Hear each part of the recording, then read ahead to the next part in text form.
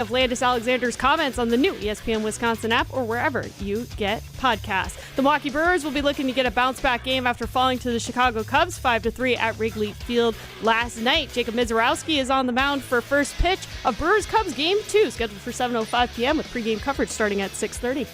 Metro Kia of Madison, Madison's trusted Kia dealer. Stop into Metro Kia on the east side of Madison or metrokiaofmadison.com. Everybody's ego takes a shot on this show. You gotta keep your chill with Jim, Matt, and Molly. I am savage. So you're not special. Jim, if we want to play this game, we can play this game. And I'm just like, oh my God, this guy's going to swing on Jim. He's a complicated fellow. People like me. I don't think so.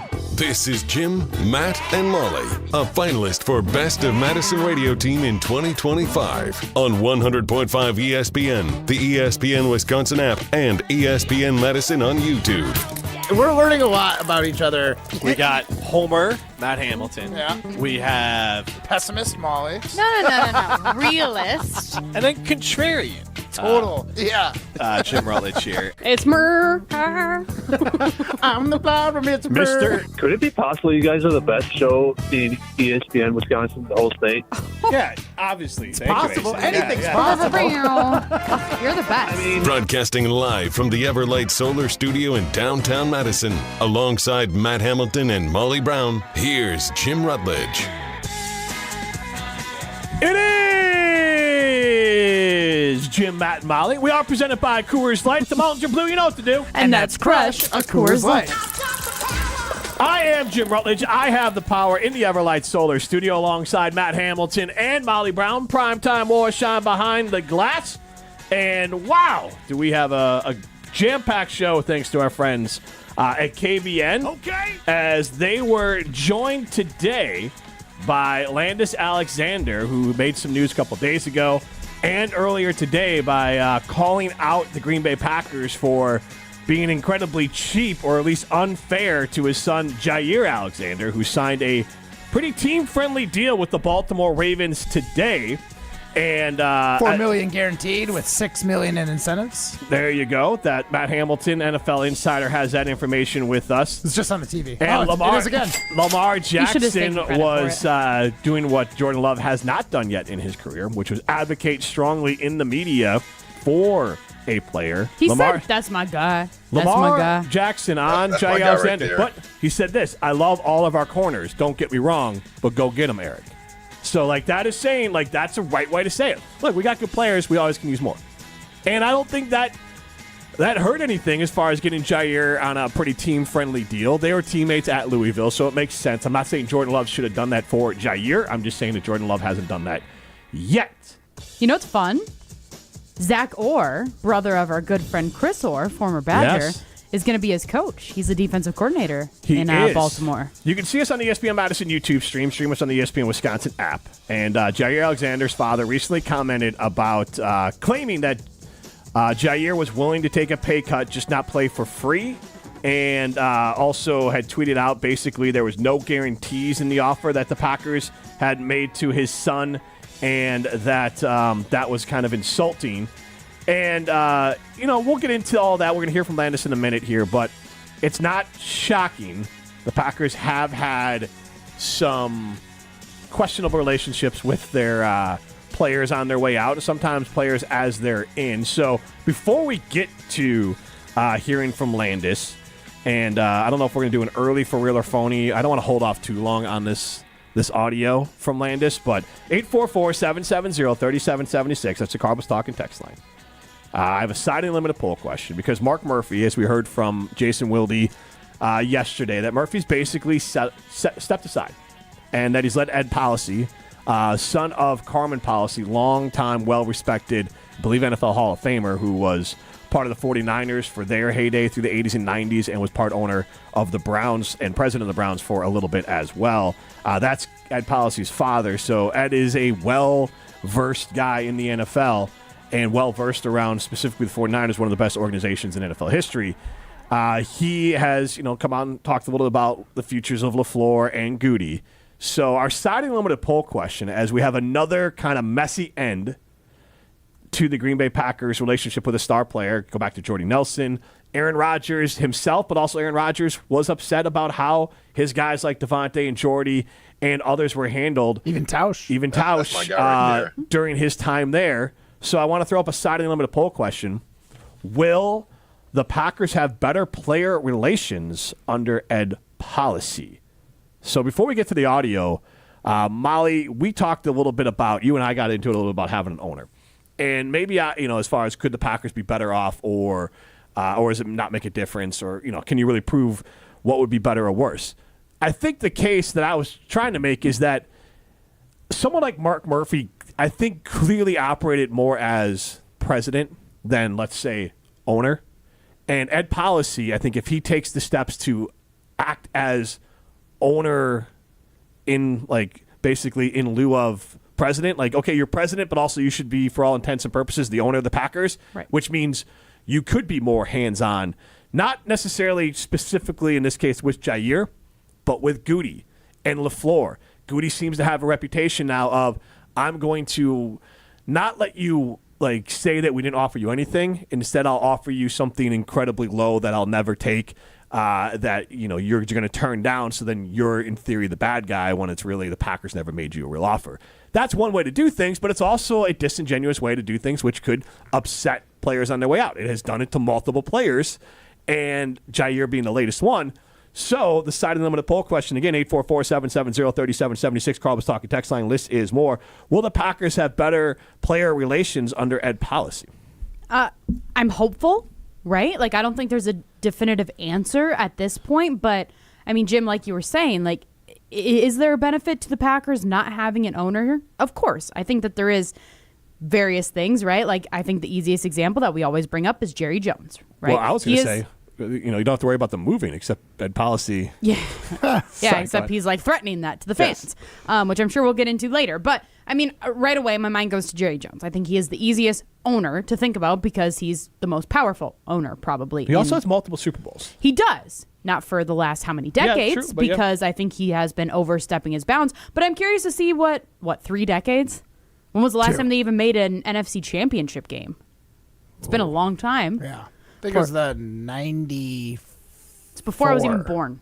Yeah. That is literally 3 years. So that's 31 years. 94, 95. But so, I mean, it's you look at something like that it's okay, I am glad that my team in the Green Bay Packers don't have an owner like that because that is just way too much power for one human to have, I think, when it comes to an organization. But then I look at the Green Bay Packers, and part of me, and I don't know how you guys feel about this, and I am genuinely interested to hear what you think, but with Mark Murphy, I've almost just gotten the vibe that he kind of just took a step back and kind of just was the president and the person running the three-headed monster, I guess, or just the top of the three-headed monster. But really, Brian Gutekunst seems like he's been making all of the decisions. And I feel like we've talked to Jason Wilde multiple times over the last year since I've joined the show that Matt LaFleur kind of doesn't really have a whole lot of input when it comes to his team. He just, and I know we've said this analogy before time and time again, he just literally has to cook with the ingredients that he was given by Brian Gutekunst to went grocery shopping, right? That is what it feels like from an outsider's perspective, and honestly from an insider's perspective with Jason Wilde, with the things that he said and how little of an opinion that I think Matt LaFleur has. I think of the Mercedes Lewis incident, incidents? I don't know what word I'm looking for. Incident, but that sounds negative. Mercedes Lewis. Something happened. Yes, exactly, and I don't mean the that. Mercedes Lewis comments on Kay Adams? Instance. There you yes, go. well, it came up when Mercedes Lewis appeared on the Kay Adams show just a couple weeks ago, but Jason Wilde brought it up that was Matt LaFleur's guy. So much so that the coaching staff did a joke where they got Matt LaFleur a Mercedes Lewis jersey because they knew that he was his guy. That Brian Gutekunst then went and got rid of Mercedes Lewis, right? And then now I think I have in my mind hearing that Bo Melton is Matt LaFleur's guy, that I'm like, Goody's going to get rid of him too. That was the kiss of death. Yeah. If you're Matt LaFleur's guy, you're gone. No, but seriously though, I am interested to see what happens when Ed Policy officially takes over and kind of if the structure of this three-headed monster is going to be different and if he's going to take more of a leadership role that I don't necessarily think that Mark Murphy was for the last few years. Right. It's tricky. Like, the difference, I think, the big difference is owners can be just rich guys that bought a team for income. And they're like, we're going to defer to our GMs and let them cook. Or they're going to be like, hey, now that I'm in it, I'm going to be in it. I'm going to get my hands dirty, and I'm going to be a part of personnel, like, which is what Jerry Jones does. With the like president, the way the Packers seem to have set it up, it's very much like you're running the business side of football.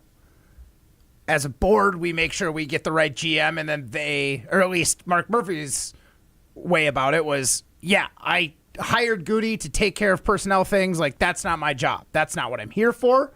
That's not why I'm the president. That's part of, like, leadership is hiring the people around you to make the right decisions and do right by the team, right? So you still can I'm not saying like I think a good owner in this case. I think the middle ground's the best. Well, I think Ed Policy could Jerry's go to an Goody. extreme, and I think Mark Murphy was an extreme. Yeah, because Ed Policy could go to Goody and say, like, I'm not going to go talk to the player, but Goody, I am your boss, and this stuff needs to cut it out. You want an extension? Stop embarrassing us every offseason with some upset player. But to the poll question, Matt, will the Packers be better player relations under Ed Policy? I want to say yes, but when he makes comments like, one of my goals is to keep the Packers in Green Bay, that does not instill confidence for me. But is that with fans or players? Well, just more in general, it just seems kind of threatening. Like a little bit. Yeah, like, be happy that you even have a team because this is Green Bay, and look at every other team here. They have like a real city behind them. Felt like Green Bay. But we'll get into that. That's still to Molly's point. That doesn't necessarily. That's a different side of it. But you think for sure. But like you think that could translate. Those kind of comments make me think that he also is thinking about the business side of things. Like, there was a list, and I don't know if he said these in order, but like the second of the three that he listed was keep the Packers in Green Bay. It wasn't number one, make sure player relations are better. You know what I mean? So, like, to me, this seems like Mark Murphy 2.0. Off of our field. You know what I mean? Like, I don't think this guy is going to be that different. Okay. So I don't honestly think things are going to change that much, which I don't think is necessarily that bad. The Packers are relevant. Like, they're always good. That was Mark Murphy's thing. Like, but we're asking specifically on player relations. 8-4, that has not been good. And his number one priority in that list, by the way, Matt, was the number one thing was winning. And having good player relations does lead to that very thing of winning. But it could also mean being a little too on the spreadsheet, being a little too dollars and cents. 844-770-3776. Columbus Talk text line. List is more our signing limited poll question. Will the Packers have better player relations under Ed Policy? I don't think the Packers are the worst in the league, but I think there's something to be said of Ed Policy. Again, not stepping in Jerry Jones style in this Jaire sort of thing, but just having a, I don't know if Murphy did this, but it sounds like he didn't. Like, hey, Goody, you're right. You handle personnel stuff, but I am your boss, so what are you doing? Because, hey, what the hell is going on out there? Because, like, we all have bosses, and some bosses are like, okay, they can handle, like, your strength is the financial side of it. Your strength is, like, the numbers and the spreadsheets and, like, maybe some scouting. But maybe the interpersonal skills aren't there. So, like, just run by me, Goody. What are your plans here? Is the scouting there? But I'm just saying, like, TBD. I'm just saying as an example. Lucas Van Ness? I don't think there's anything wrong with a guy like Ed Policy or Mark Murphy in the past being like, hey, he doesn't have to go to even LaFleur. I'm talking Goody specifically. Yeah. And, like, that'd be a direct report. And I guess Russ Ball and this sort of thing. But Russ Ball seems like just the numbers guy. See, so that this was is my a Goody question. problem, not a Russ Ball problem. It's like Goody goes to Ball, is like, how can we make this work? Right. And then Ball's like, tell him he's playing for free. See if that works. No, Well, see, that was my question. Is it Brian? Is it? I'm glad that you brought up Russ Ball though, because he is an important factor in this, what I like to call a three-headed monster, right? Like threesome. So, okay, not Three-headed where I was monster. going. Any hoodles? The triumphant. No. So with Russ Ball being in it too, is it Goody goes to Russ Ball and says, "Hey, really don't want to pay Jaire 16 whatever million dollars this year. What do we do here? And then Russ Ball decides, or does he say, hey, or does Goody say, hey, I'm not paying Jaire $16 million. What's the lowest we can go? Like, or what do you do? So What's the highest we can go so that we're not? I think that is there. I don't think he's asking what's the highest we can go. No, I because think Jaire would still be in green and gold if he did ask that. I think Goody goes to Russ Ball and says, because I think somehow Russ Ball might be worse talking to people than Goody is. But I feel like you picture him just sitting by and like it can be like the person that you take your taxes the movie to. Office Space, the guy with the stapler. I feel like that's Russ Ball. But clearly, because I believe some of the concern was that the players liked Goody more than Ball as far as their interactions, and that's kind of why they created this three-headed monster. So in this scenario, I think it's Goody going to Ball being like, hey, here's what the numbers work. Can we do this? How do we want to spread this out? What do you think on that? So they have a conversation. They're a team. And then Goody's the one that goes to the players. But I think someone's got to tap Goody on the shoulder, in this case, Ed Policy, which I think my answer to this is yes, I think it will be better because I think it doesn't take a lot to improve. And Ed Policy just taps him on the shoulder and be like, hey, man, I'm not involved in this, but like, you're not going to go tell Jaire that like we're going to give you the vet minimum if you want to stay with us, or we'll just cut you, are you? Because it'd be better just to cut him. Right. Like, it would be better just to do that. We're not going to repeat the same mistake we made with Jordy Nelson and Mark Tauscher and others. Like, we're going to be better there, right? Right, Brian? So, like, that's all. Sure, Ed. That's all Ed No has problem. to do. And that's what Brian's going to say. And nobody's the wiser either. Mm-hmm. Like, right. Nobody has to know. Ed Policy's not going to go out there and then tell everyone, hey, I had to tell our idiot GM to, like, remember these are human beings. But Goody's going to reply with, hey, how about you focus on not paying Green Bay taxes and I'll focus on paying players. So on our way out here, it doesn't relate directly to the Packers, but when Ed Policy says one of my main goals is to keep the Packers in Green Bay, which is an insane statement. I didn't even know Insane statement. I didn't even know that was ever on the table. What's the point of being community owned or whatever if the team can just move? Like, to me, it all, like, honestly, it's like the Wizard of Oz and he just revealed himself as Jeff Goldblum there behind because it's all like, oh, this is all a facade. We are owned and operated by the board. We can go and do whatever we want. Like, that's what it feels like he just revealed to people of like, cool story, fellas and fans. Go ahead and believe you own the team. But if we want to sell the team a la the LA Lakers just sold to Mark Walter, who also owns the Dodgers. This guy must be rolling in money. God, can you imagine? He bought the Lakers today, the majority stake from Jeannie Buss, for $10 billion. With a B. I don't know. The Lakers are probably one of the few teams that would rival an NFL team, but they still wouldn't rival the Packers as far as value. Mm-hmm. But like the Lakers are one of the most iconic teams in all sports, just like the Packers. So there are an NBA team that could rival. It would be them. So maybe Ed Policy's like, do you know the bonus check I will get if I sell this team for $10 billion?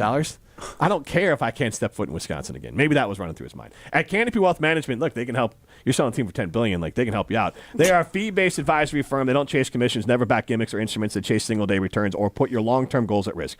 The team at Canopy creates strategies that are tailored to your needs and goals. Canopy Wealth Management. Care, competence, and clarity aren't just buzzwords. They're a promise. Go to canopy-wealth.com to get started with them today. It's canopy-wealth.com. This is Jim, Matt, and Molly, presented by Coors Light. Keep the Packers in Green Bay. You're listening to Jim, Matt, and Molly. We don't speak about her. about rivals. We are not rivals. Yeah, me and Kay are not on the same level in the same sense that Matt thinks that the Bears and the Packers aren't on the same level. Presented by Coors Light on 100.5 ESPN, the ESPN Wisconsin app, and ESPN Madison on YouTube.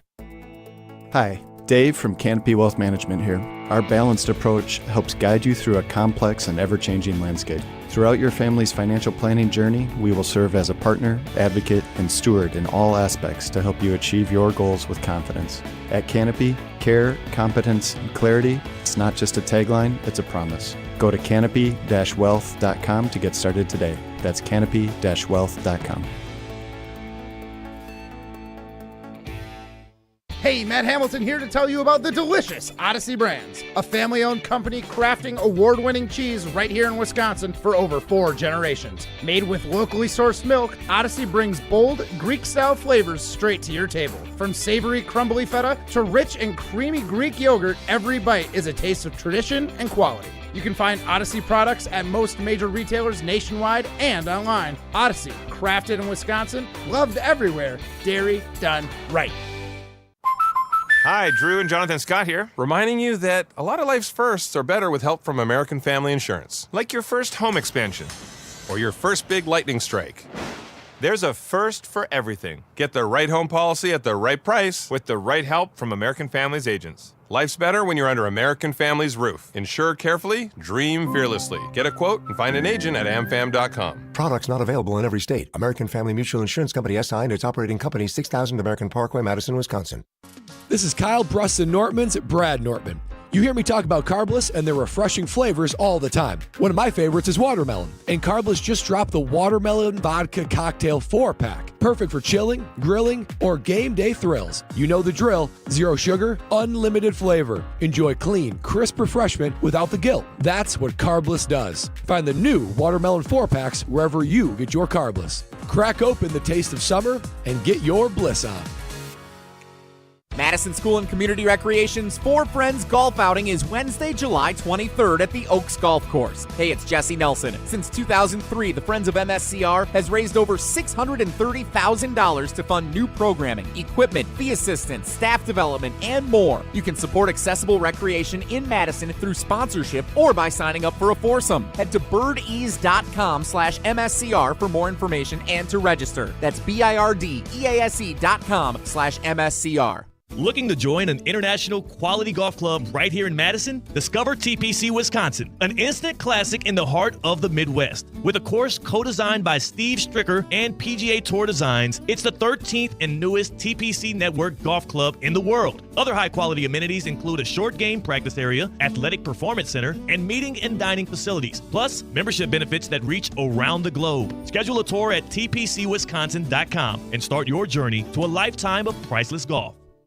Want to join the fastest growing home solar company in the nation and work in the fastest growing industry in the world? Everlight Solar has open positions in the Madison area and in their newly opened Milwaukee location. As Wisconsin's largest home solar company, Everlight Solar offers great opportunities to gain new skills and advance your career. Don't miss the chance to join the Everlight Solar team. Visit everlightsolar.com to apply today. Save money, save the planet, and start with Everlight Solar. ESPN Madison is proud to partner with Mentoring Positives for our third annual ESPN Madison Open. Mentoring Positives is a nonprofit based right here in Madison and is dedicated to uplifting youth and families through mentoring, athletics, and youth entrepreneurship. As a trusted presence in the community, Mentoring Positives has been helping young people build confidence, leadership, and purpose for 20 years. They're changing lives right here in our community. Visit mentoringpositives.org to make your impact today. That's mentoringpositives.org. You're listening to Jim, Matt, and Molly, presented by Coors Light. Also brought to you by J&K Security Solutions, securing homes and businesses in the Madison area since 1987. How low can you go? How low can you go? How low can you go? How low can you go? How low can you go? How low can you go? How low can you go? How low can you go? That is the song that blasts through Goody and Russ Ball's offices as they think about how they want to negotiate with players on their way out the door. Yeah. How low can we go? For sure it is. That's Matt Hamilton. She's Molly Brown. Primetime or Shine Behind the Glass in the Everlight Solar Studios. Jim, Matt, and Molly. We are presented by Coors Light. And we are talking about a couple things all mixed together. You can see us in the ESPN Madison YouTube stream. Stream us on the ESPN Wisconsin app. Ed Policy, to me, relates heavily to the story of Jaire Alexander and then his father also chopping, Landis Alexander joining KBN, chopping it up with KBN to talk about some of the maybe disrespectful offers or the ways that Jaire was treated in Green Bay. And we do have a side of them with a poll question. Will player relations get better in Green Bay under Ed Policy? Because I think there is a way that they can get better. So to get into the Landis Alexander audio from KBN earlier today, we're just going to do it real simple and play another game of For Real or Phony, which means we are going to decide when Landis Alexander is talking, we're just going to basically decide, do we believe what he's saying? That's how we're going to do it. So sometimes we try to figure out, do they believe what they're saying? I did a little bit of that with Doc. I want to go specifically the rules for today. Do we believe Landis Alexander? Now, Matt, before we get into this, I do like to point out that you have been very adamant that you didn't like unnamed sources attributing things to players as far as contract and things like that. You'd like to hear from the player directly. A player's father who is not being contradicted by the player at all is I guess, probably a step up from the unnamed source. Well, I mean, it's more of like the whole, like, fathers across sports, right? Like, there's the Halliburton thing just recently, which had nothing to do with contract, but, like, it's still basically parents being embarrassing. And then, like, Christian Watson's dad. Embarrassing. Like, so it wasn't as much like, I don't believe what he's saying, but you also got to remember, like, that's their kid. They're not going to be unbiased. You also could say nothing. But the one thing that Landis, in my opinion, is going for him is that Aaron Rodgers has called out the Packers for how they've handled players on their way out the door. Jason Wilde just joined us earlier this week and talked about how Aaron Rodgers and maybe David Bakhtiari had to talk Jordy Nelson out of taking an insulting deal from the Packers. And we've heard multiple times, like, other players say that the offer on the table from the Packers was so insulting, there's no way I was going to take it. And that seems to be Jordy was going to take it. They're like, dude, you can't take this. They were trying to take advantage of how much he was one of those few players that would have taken that sort of discount. And it was an insulting discount because I think it was said that it was like $7 million more he got from Las Vegas. Because I think the Packers only offered him like 2. Yeah, so he got. So this I think information. Jason said he got 16 from the Raiders, so the Packers must have offered him like 8 or 9. No, I think it was what he ended up making from Vegas, but not like for the 1 year. Like if he had played 2 years, it might have been 16. Gotcha. Okay, but at least they let him come back and retire a Packer, though. Right, and they love to do that. They love to do that. But they did it with Brian Bulaga too. The one thing I want to say is like what Landis Alexander has said does track with the Packers' known history, documented history. So Landis Alexander, before he joined KBN earlier today, had tweeted out under a tweet from Peter Shager. He basically said, that's not true. Nobody ever said he wouldn't take a pay cut. He wasn't willing to play for damn near free is a better quote. And then here's what he had to say. Final Green Bay offer, a little less than $4 million base and $2 million in incentives. The Vikings, $6 million, $1 million in incentives this is for Aaron Jones then. So the Packers offered him $4 million base because Jones is another guy, $2 million in incentives. The Vikings offered $6 million base, $1 million in incentive. Jones wanted to retire in Green Bay, but wasn't going to take a hometown discount of that magnitude. Like, the Packers seem to sometimes forget that these are human beings. Aaron Jones was reportedly offered a lowball contract by the Green Bay Packers, and that's why he left the team. So we can add Aaron Jones to the list. So back to our signing limited poll question, will player relations be better under Ed policy? And I'm not even saying the Packers can't do the exact same thing, just be better at handling it. But let's finally get to for real or phony, and we're judging is what Landis Alexander saying on KBN. Is it for real or phony? Well, look who's talking now. You talking to me? Then who the hell else are you talking? You talking to me? Now, are they speaking the truth? I want the truth! You can't handle the truth! Or feeding us crap? You're a phony! Hey, everybody! This guy's a great big phony! Time to decide if it's for real or phony. Yeah, guys, Landis had a lot to say with the guys over at KBN, but starting off, he shed some insight onto the ending between the Packers and Jaire and why the Packers' initial offer actually hurt the trade market this offseason.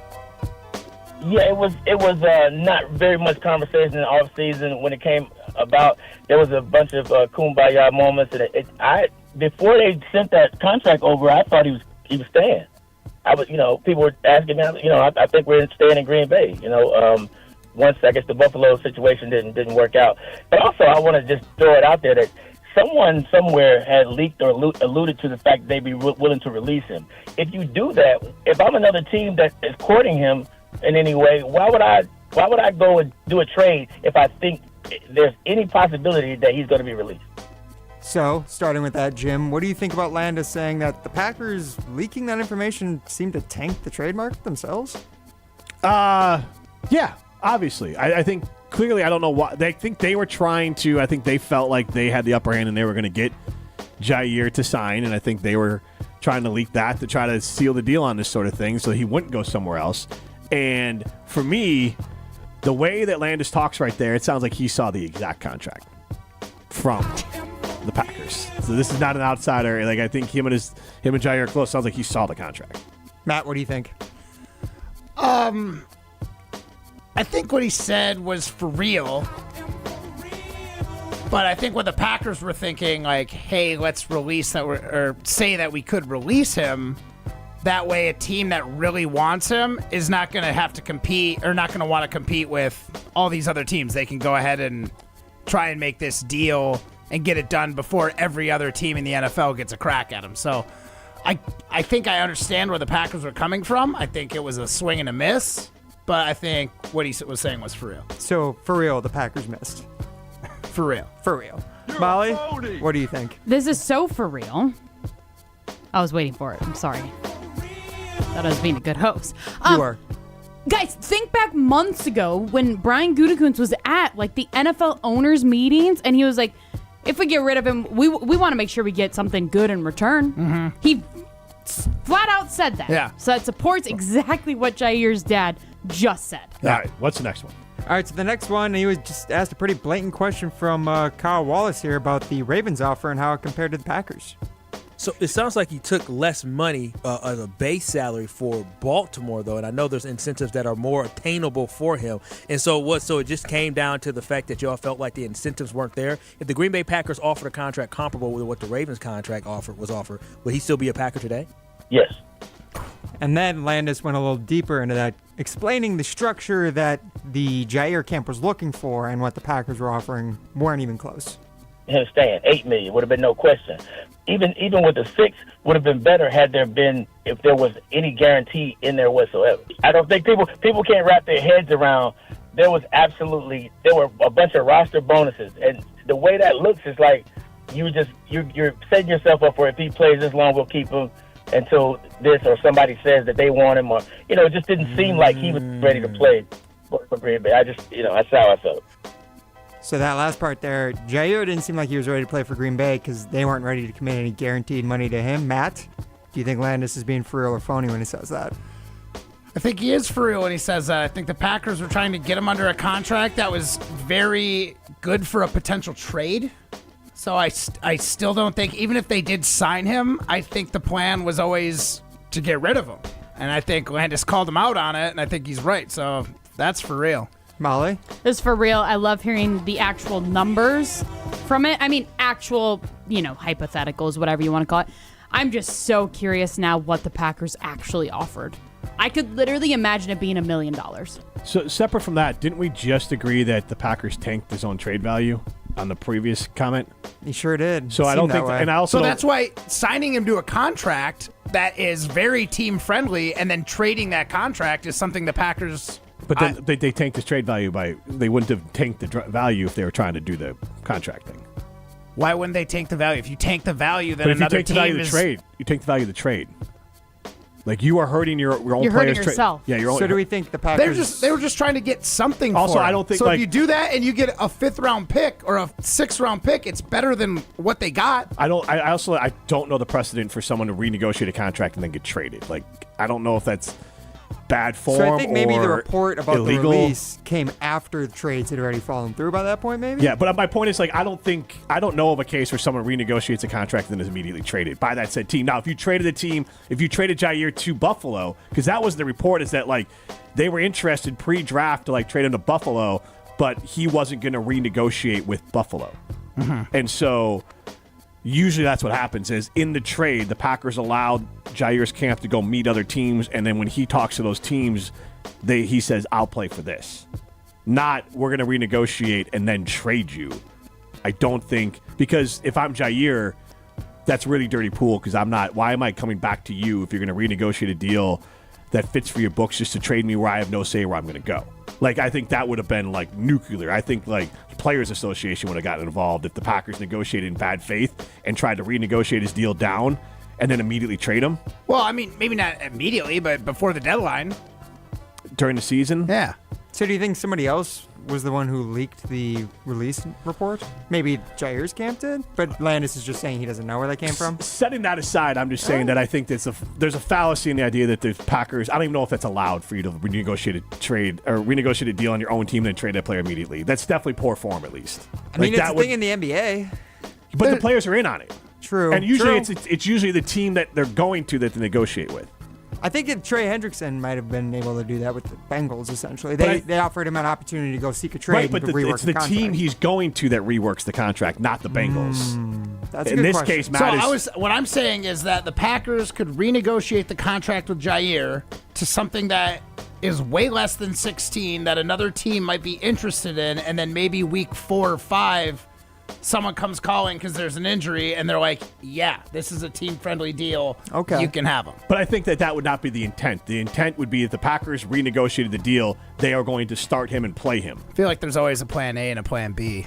That's a good point with the Packers. Yeah, that's they like to leave a lot of That's outs. different, but I think plan A would have been to play Jaire. Yeah. And if he was starting and healthy. But here's the But if someone came calling, he's not off the table. But Matt, here's the rub. If he's starting and healthy throughout his career, even last year, he's an all-pro caliber player. So that would be insane to trade said player just cuz. It's not just because, though. You're saying if he had played all the games, he didn't. But I'm saying then you can't trade him if he doesn't play.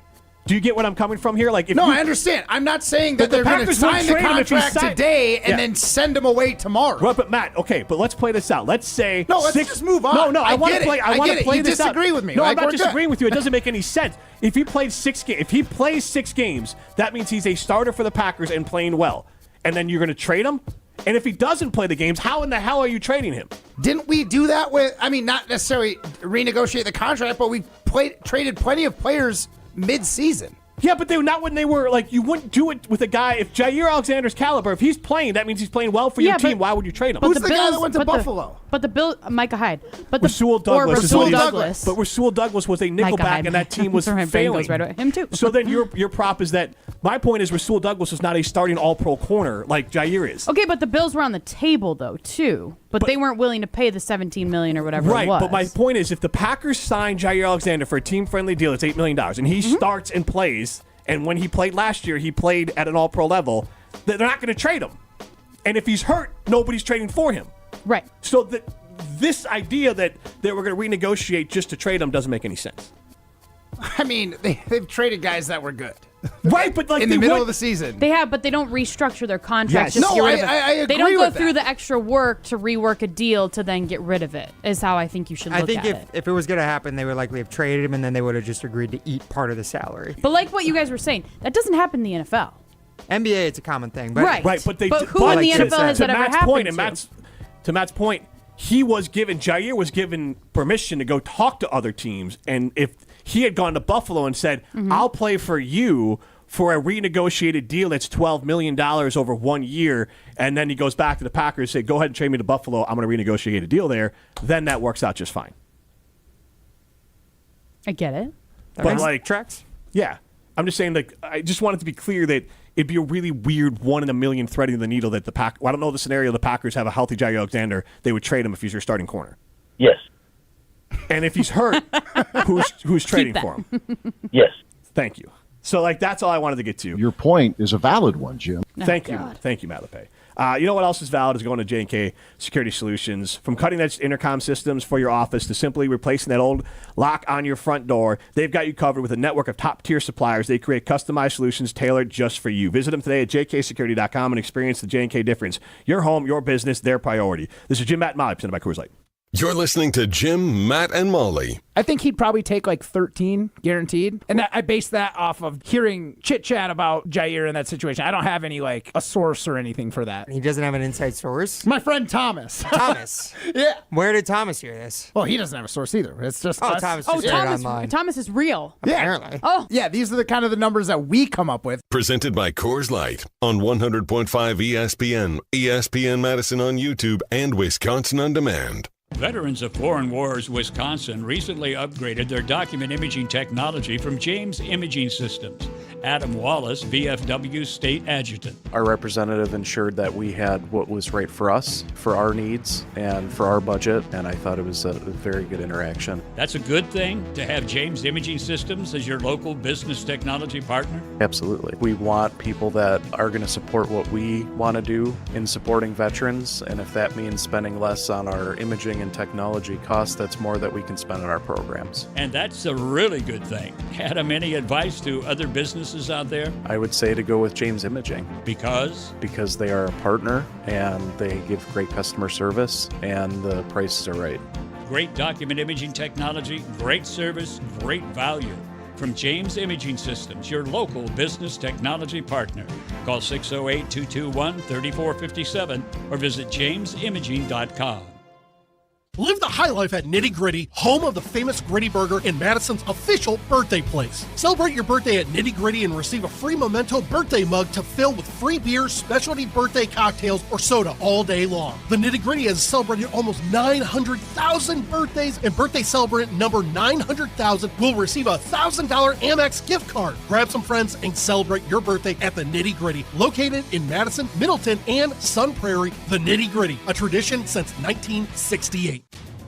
Since J&K Security Solutions opened in 1987, our attention to detail and customer service have been our strongest assets. I'm President Jeffrey Beckman. We'll always do our best to find the most efficient and cost-effective solution to every job we tackle. Whether it's security for your home or business, installing video surveillance, or being able to control your garage doors from your phone, we can help you feel empowered with simple and user-friendly technology. Let's work together to secure your home or business. jksecurity.com.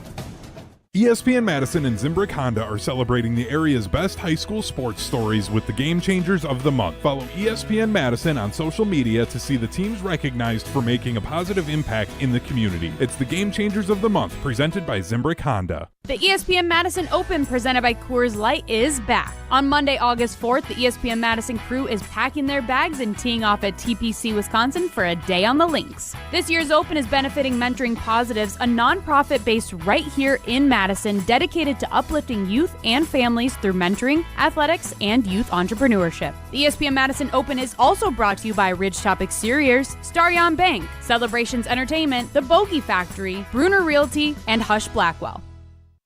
Hey, this is Jeff Levering with the Brewers Radio Network, and I've got a question for you. Is your home ready to shine this season? Whether it's roofing, siding, or windows, Ridgetop Exteriors is the name you can trust. For over 20 years, Ridgetop Exteriors has been Wisconsin's favorite for roofing, and they bring that same expertise to siding and windows. Imagine vibrant, low-maintenance siding and energy-efficient windows that brighten your home while cutting energy costs. Ridgetop Exteriors holds all expert-level installation credentials with the leading manufacturers, including Pella, James Hardy Fiber Cement Siding, and LP Smart Side Engineered Wood Siding. With thousands of 5-star reviews and a commitment to excellence, they're the clear choice for home improvement needs. Plus, consultations and estimates are always free, so there's no reason to wait. Call Ridgetop Exteriors today or visit ridgetopexteriors.com to schedule your free consultation. Ridgetop Exteriors, putting customers first every time. Ridgetop Exteriors is the place for you. Join the Madison Money Guy, Christian Finfrock, for Retirement Income Strategies, Saturday and Sunday mornings at 7. Get the information you need as you plan for retirement. That's Retirement Income Strategies, Saturday and Sunday mornings at 7. Investment advisory services offered through Retirement Income Strategies, an SEC-registered investment advisor. Welcome back to Jim, Matt, and Molly, presented by Coors Light on 100.5 ESPN. Brought to you by Metro Kia Madison, Madison's trusted Kia dealership. Problem, I know where we go. She had them.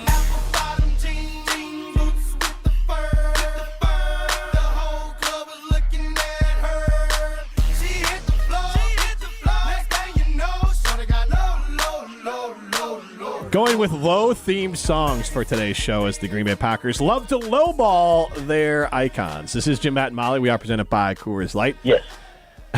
Molly Brown, Jim Rutledge, Matt Hamilton with you. Primetime Laura Shama behind the glass in the Everlight Solar studio. We have a Everlight Solar poll question, and the question is, will the Packers have better player relations under incoming President Ed policy? Right now, 52.5% of you say yes. 47.5% of you say no. You can chime in the Carbos Talk text line, 844-770-3776. List is more. Craigery chimes in after he was cleared by medical and still opted not to play. I don't think that's factual, Craigery.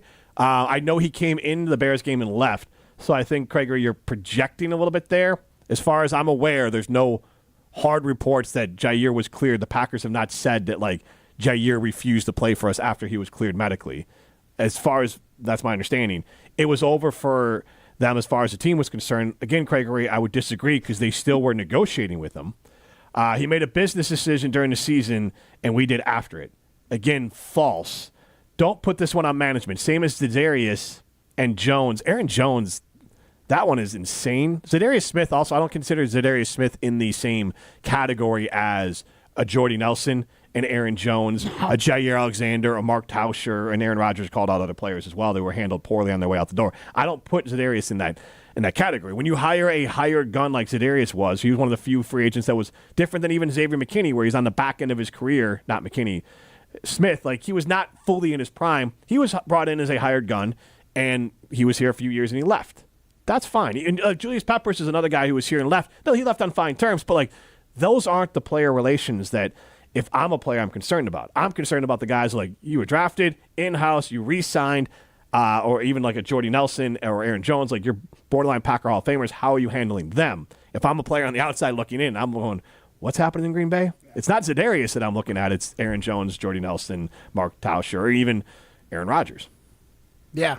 Like, why would I want to go there if they're just going to mess around? Yeah. Also, quick side note here before we go back to Talking Text Line. When you hear that song, Low, what is there's a specific scene in a movie that comes immediately to mind for me. Like, I can't. Like with that song? Yes, I can't hear that song without thinking of this scene. Is it Tropic Thunder and Tom Cruise's character, Les Grossman, dancing at the end of the movie? Which is a basically a biting commentary on Harvey Weinstein. So shout out for Tom Cruise, because everyone knew Harvey Weinstein was terrible before everyone knew Harvey Weinstein was terrible. Crap. And Cruise was doing basically a pretty nasty impersonation He of him. sure did a lot about it. Sorry. What? Tom Cruise. If he knew that it was happening, he sure spoke out about it, didn't he? Well, I mean, he impersonated him very poorly. He did more than most. I'm not saying he should get a gold star for it, but that movie did more than most. I think Tom Cruise has a punchable face, and that's why I'm lashing out. I am not a ride or die Tom Cruise guy. Basically, Tom Cruise after. I love Tom Cruise movies. They're fine. They're popcorn Mission movies. Impossible 31, or what are we on right now? Yeah. Oh my gosh, I bet it's so good. I haven't seen it yet. The Final Reckoning Part 1. I don't know. Oh, God. It's not Part 1. There's a difference between. It's like, no way, dude. Tom Cruise, there's a difference between good, which I don't know if he's done a good movie in a long time, as far as entertaining. Oh, okay. Like, I like so Top you're separating, like, something that you're entertained by but isn't, like, Oscar worthy. But no, like, Top Gun was a great movie. Top Gun Maverick, it's entertaining. There are some major. Oh, really? The very beginning of the movie, how is he not dead? Like, the movie starts with an insane premise. Top Gun doesn't have any of those. Well, that's because it's a dream sequence. Right. Well, he dies at the beginning, and then the rest of the movie's a dream sequence. If that was the case, that movie. But that movie's A+. If that was the case, that movie's fantastic. No, because also it's good. The scenes with him and Jennifer Connelly after they get back together and they're just laughing like insane people in bed. It's also not a real person interaction. Like Tom Cruise. Yeah, I can imagine. That's basically how him and Jennifer Connelly were post coitus, like in bed. So like, I can imagine. So like, bad word. Did I say it wrong? No. Okay. You said it right. Oh, It's just not a it's good an word. ugly word. Yeah. I think that's a radio appropriate word. It probably is, but it's a gross word. The FCC would agree with him. It's an ugly word, you know? It's like moist. Yeah, exactly. Don't use those two together. Kayla in Sun Prairie chimes in. Let Molly Brown lash out. Fight the patriarchy, Molly. We're all with Molly on that. Oh, thank you. And I'm I not, have an opinion. And I'm not pro Tom Cruise again. I think Tom Cruise is pretty terrible. On a side note, Brandon in Tulsa chimes in. This is what bothers me about the Packers organization as a whole. Being greedy is one thing. Playing your fans and citizens for fools, using teams like community owned just to justify underhanded behavior is just ugly and should be beneath them. 100%. On that point, Ed Policy, and do we have audio of Ed Policy?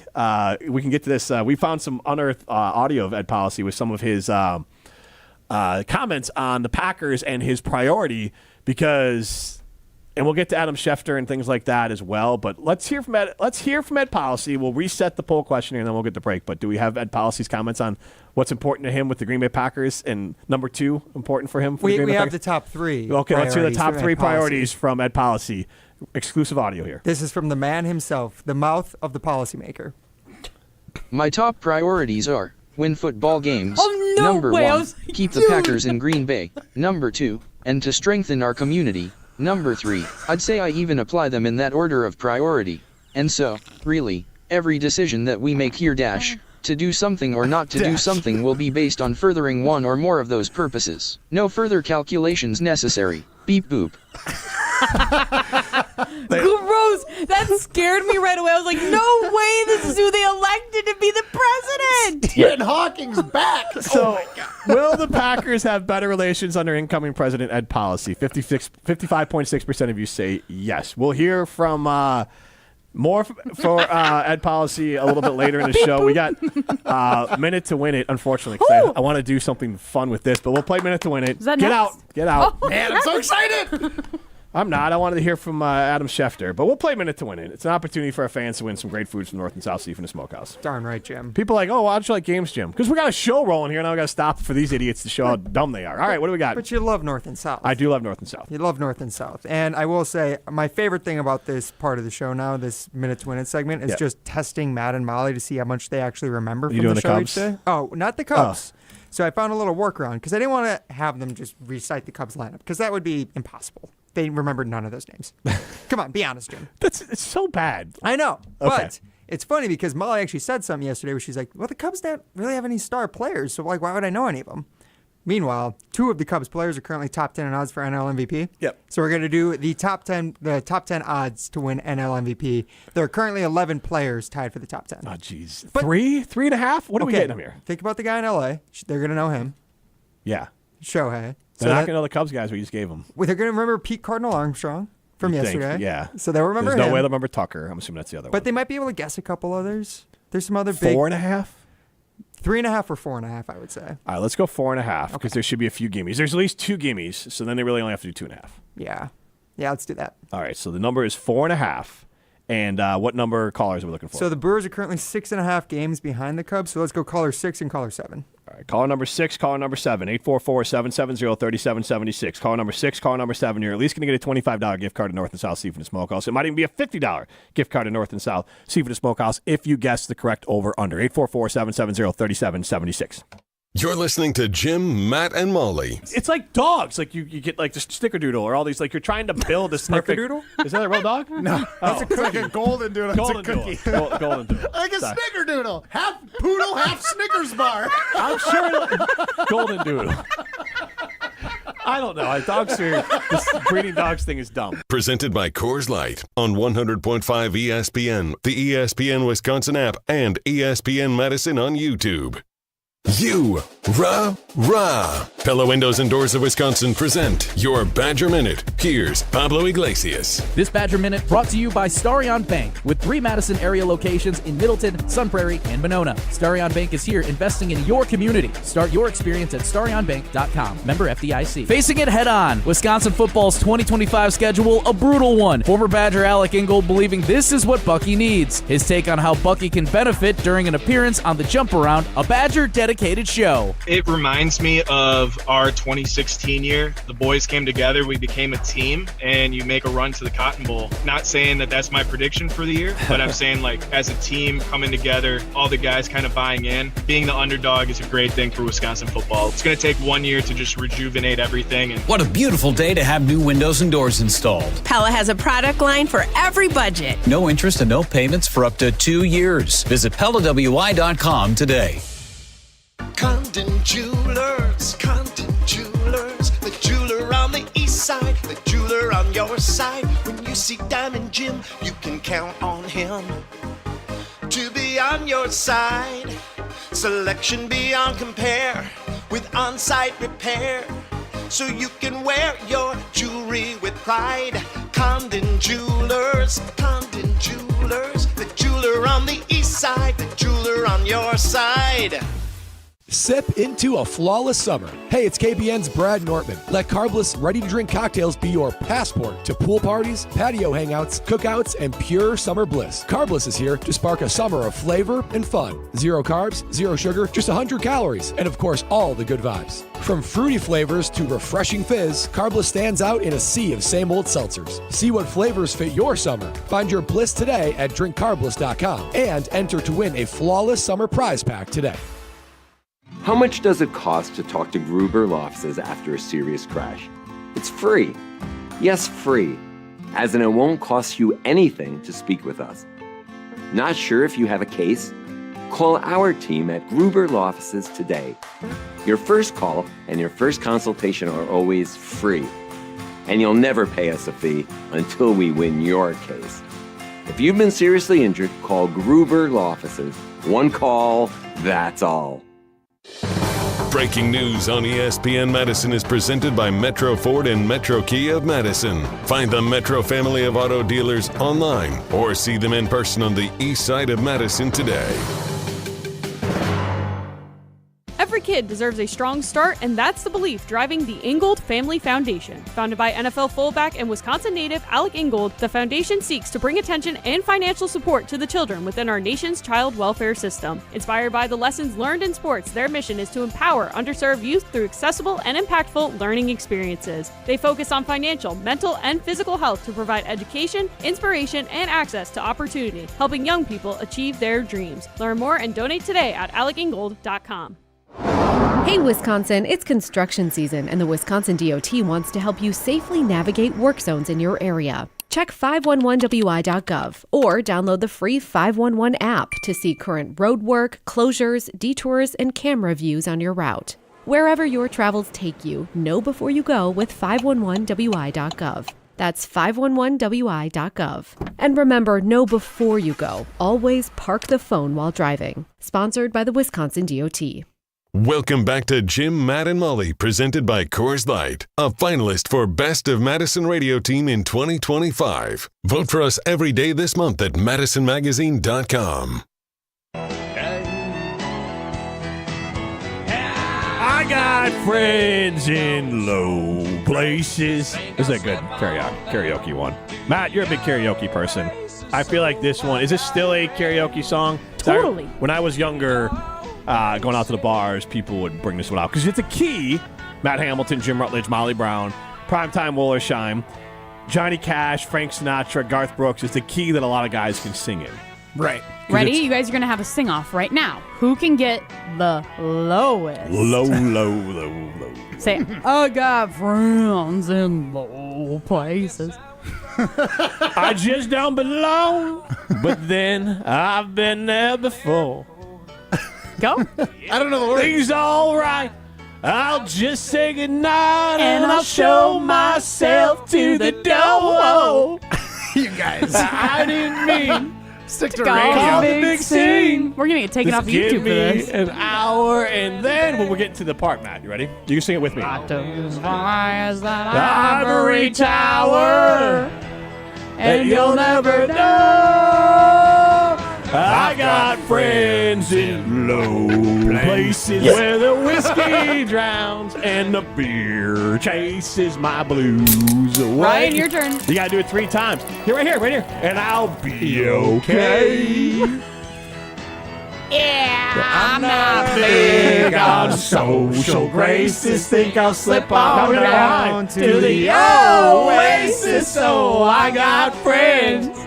Matt's not a in country low guy. places. No. Yeah, but this song, again, I would imagine is This popular. expands across generations, my friend. Garth Brooks, and I like Garth Brooks because he was the originator, but he also ruined country music. Like because he was so popular in making these country music songs that crossed the billboard of like, hey, it's number one song in America, not just country. Gotcha. That all the country music execs basically were like, let's just copy that, and then you end up with Morgan Wallen. And nobody wants that. Which shout out to our the people that are winning tickets right here. Yeah, not today. Molly, I looked down to make sure we weren't giving them away today. So We didn't. KBN did, which I already did. So I think it fits their audience better. All right, we got to get to Minute to Win It. Matt Hamilton and Molly Brown's favorite segment of the week. It's presented by North and South Seafood and Smokehouse, 3 great locations in the Madison area. DeForest, Verona, and in Madison. You can carry in, you can have it catered, you can take it home, you can eat there. All the experiences are going to be fantastic. I recommend the Burnt Ends. So what Minute to Win It is that Ryan comes up with a question. I set the over-under, and then our fans chime in to basically see, are they going to be, or Molly and Matt together, they get 1 minute and 3 strikes to get over the over that I've set that they are unaware of. And if they get over the over, the caller who selected correctly gets a $50 gift card to North South Seafood and Smokehouse. But to be fair, the other caller gets at least a $25 gift card. So who is on the hook today, Ryan?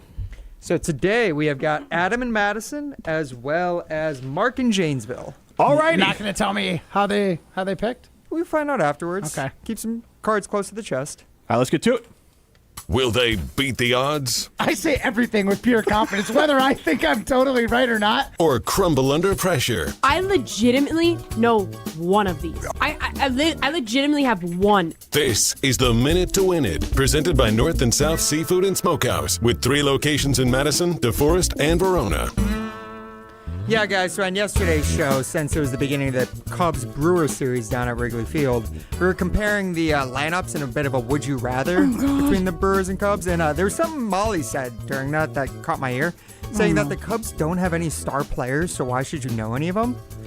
Funny enough, the Cubs have 2 players who are currently top 10 in odds for NL MVP right now, so there's 11 players tied for those top 10 odds, so that's today's category, guys. Is that a joke? What are the top 11 players to win NL MVP as of today at ESPN Bet? Your timer starts now. PCA? PCA, which his full name is what? You can get the wrong one. Paul Crow Armstrong. Got it. All right, keep it moving. It's Paul. Pete. Close enough. Peter, Paul, Patrick, same difference. How about Shohei Ohtani? Dang it, that was Shohei mine. Ohtani, yep. Aaron Judge. Aaron Judge plays in the AL. Oh, This is I NL didn't hear MVP. the NL. Sorry, I just heard MVP. Do you know how MVP works in baseball? Nope, don't care. Didn't think so. We are the home of Brewers baseball. We The are game the could home. be on tonight. I care about the Brewers. The I don't think there's any Rays MVPs on the Jr. Brewers. Fernando Tatis Jr. is in the top 10. Keep it going, Matt. Of the Padres. Back to Molly. Molly, it's your turn. Honestly, don't really even know which teams are NL and AL. I'm just taking shots right now. Okay, I think I at least know that. I just don't know any players. Okay. All right, so just another strike for Molly. Matt, back to you. No, that's not a strike. You want to do okay? You want to burn? We're just trying to give it back to Matt. Okay, Pete Alonso. Does he even play anymore? Pete Alonso does play, and he is in the Hell top 10. yeah! Let's go, baby! Matt- Take a strike Matt- away. Let's go. Counts if you get it. At the buzzer. Hurry up. Shaw from the Cubs. Good He God. was one. What's his first? Hold on. What's his first name? I have no idea. He's not on the list anyway. Yeah, I know he wasn't. Kyle Tucker is the guy the Cubs. It's Kyle Tucker. Dang it. You guys got 4. The Long line, Hey. generic name. The line was 2.5. the line was 4.5. Are you kidding? Because you should have gotten. I said you had 3 easy ones in PCA and Kyle Tucker because we just talked about them Okay, yesterday. but you know that we're not going to remember half the list of what you named the day You before. knew we were going to get PCA. And then Kyle but Tucker, like, Ohtani, yeah, he was Ohtani was the compared other to- one. Ohtani was the other Even one. if I just gave you 2, all you had to get was 2 more, Wait. or 3 more. Who were the 3 that you thought we were going to get? Ohtani, PCA, and Tucker. Just because he said Tucker was beating No. up Churios Okay, but numbers even- from last year, I but wasn't going to pull that. No, I put out a post about it from the first Jim of Matt all, Molly Jesus, PCA was beating up Cheerios numbers from last year. Kyle Tucker, it was way better than Yelich. I would in the comparison we were doing. But Matt, my logic was 4.5, which meant you had 2 gimmies, so you just had to get 3. Because Ohtani and PCA, I thought were gimmies. Yeah, but you should automatically know that we're only going to listen to half the things you say. That's what I said. But even right, but Ohtani, I didn't say. tell Rutledge. Ohtani's just a whole. Right. That's But what I'm half saying. of the And then- Cubs, that's what we talked about. but So we only got yes, one. So PCA and Ohtani. So you only had to get 3 on your own because there was 2 That's gimmies. a lot of baseball That's players. why I set. Lot That's why I of set the pieces. over under at 4.5. Hey, Yeah. if we were talking AL, would I have gotten You Would I have gotten Aaron Judge? Yes. Hell yeah! That should Obviously. count. Good job, Molly. That He's the should leader count. for AL MVP, but you guys got the top 4 of the top 5 leaders for NL MVP. Everyone but Corbin Carroll of the Diamondbacks, who I never. God, I would've wish you would seen. have asked where Corbin Carroll played. Oh, where any of these people played? Yes. Ask us right now. Where does Pete Alonso play right now? Mets. correct. Okay, Molly. Wow. Former Madison Mallard. That's the only There you reason go. why she knows Pete Fernando Alonso, which is fine. Tatis. Matt, where does he play? San Diego.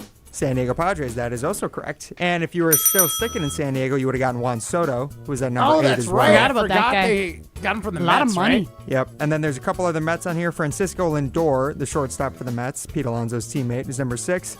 Freddie Freeman of the Dodgers is number 7. Jackson Merrill, who I believe also plays for the Padres, at number 9. And Kyle Schwarber, who... Where's Philly. Kyle Schwarber? Is he in Philly still? Yeah, Philly. Yeah. Philly now. Yeah, so it's really like 4 teams. Yeah, that all would these have guys come in play handy for. if you would have done it during minute to win it, not a minute after minute to win it. It's been like 5 All right, minutes. so I'm sorry, who won? So that would be Mark in Janesville, who was also caller number 6, means he was the first participant today, and he said, guys, I gotta go under. Yeah. Just know that they always pick the over when it's just me. Just want you to And know how that. do you do? Matt carried you today, so today's not the day to talk trash. I got 2 right. Okay. He got 2 right. You got the gimme, and then you got Shohei Ohtani. Okay, but you also that's my gimme. You also burned like 30 seconds, not because you didn't want to give it up. Oh, okay, but I got it right. But 30 seconds of time was. Let's not I act did like not Matt had burn anything 30 else. seconds. Matt didn't have any. Freeman. Matt literally Freddie goes, Freeman was "Duh." going to be my next yeah. bet. My point was neither one of them covered themselves in glory, so this wasn't the time for Molly to talk trash. Well, we still got the same amount right. So That's right. And I spent the whole break studying the Cubs lineup because Yeah. I was sure. Yeah, and you still got Tucker wrong. See? It's your He fault. was on the Cubs. I would have been right. I was know, just trying but to you throw didn't out a say guess his at the name. end. I was trying to throw out a guess at the end. How good was PCA yesterday? Oh, so good. I don't know. I sent you highlights. Oh, did you? Yeah, I Yes. didn't watch them. I was. Yeah, check out these Cubs highlights of the Cubs beating up on the Brewers. Yeah, I'm not going to click on that. Oh, no, I would have clicked on it. I think you sent it as I was driving home last Are you night, not so I fans didn't of watch it. sports? And it was about the. I'm trying to help you guys out. I'm pretty sure he sent that highlight when the game ended, Molly. I was still here when the game ended. She grinded Yes. yesterday, so Woof. yes, Yes. she was a grinder yesterday. Okay. But I Was would a say grinder. I sometimes send things just for context. It was just literally him making. Yeah, that's on me. And also, I sent it to you guys because like my brother and I, because he's a baseball fan, like. We can have this isn't Bears Packers, and he's a Brewers fan. Like we can have a conversation, like, "Wow, PCA is great," and I can be like, "Oh yeah, Churrio's a hell." Like baseball's just not as intense, so it's one of you can those tell where Rutledge I was that. trying to help the team out. Baseball's Like, not. I've got one speed. If you ain't a Wisconsin team, you out. And then I was just like, this is Jim just taking a victory lap Name right the now. top So players. that's how I thought Name of the it. top players on the Milwaukee Brewers right now. all right, let's not do that. But like, I just want to point out. Exactly. I just Jim want to saved point. you. I You want don't to think I can name 5 players on the Brewers? no. without looking at my top phone? 5, not off your phone. You cannot look in your phone. Yeah, I can Okay, name 5 but players. Top 5, like Yeah, your I batting can name the average. top Let's 5. do it at the end of the show leading into yes. the Brewers. But my point was he made like a catch which only had a 5% chance of being caught, and then he comes out the top of the inning, hits a home run that dings the scoreboard.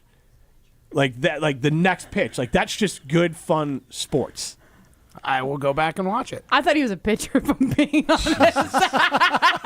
No, it was the Ben Burns or whatever. Ben Brown. Ben Brown. Yeah. Which the Brewers did get a couple hits off of. Like Couple you runs. predicted. Couple runs. Yeah, second inning. I think they didn't got their know runs. Yeah. Couple points. Who's pitching tonight?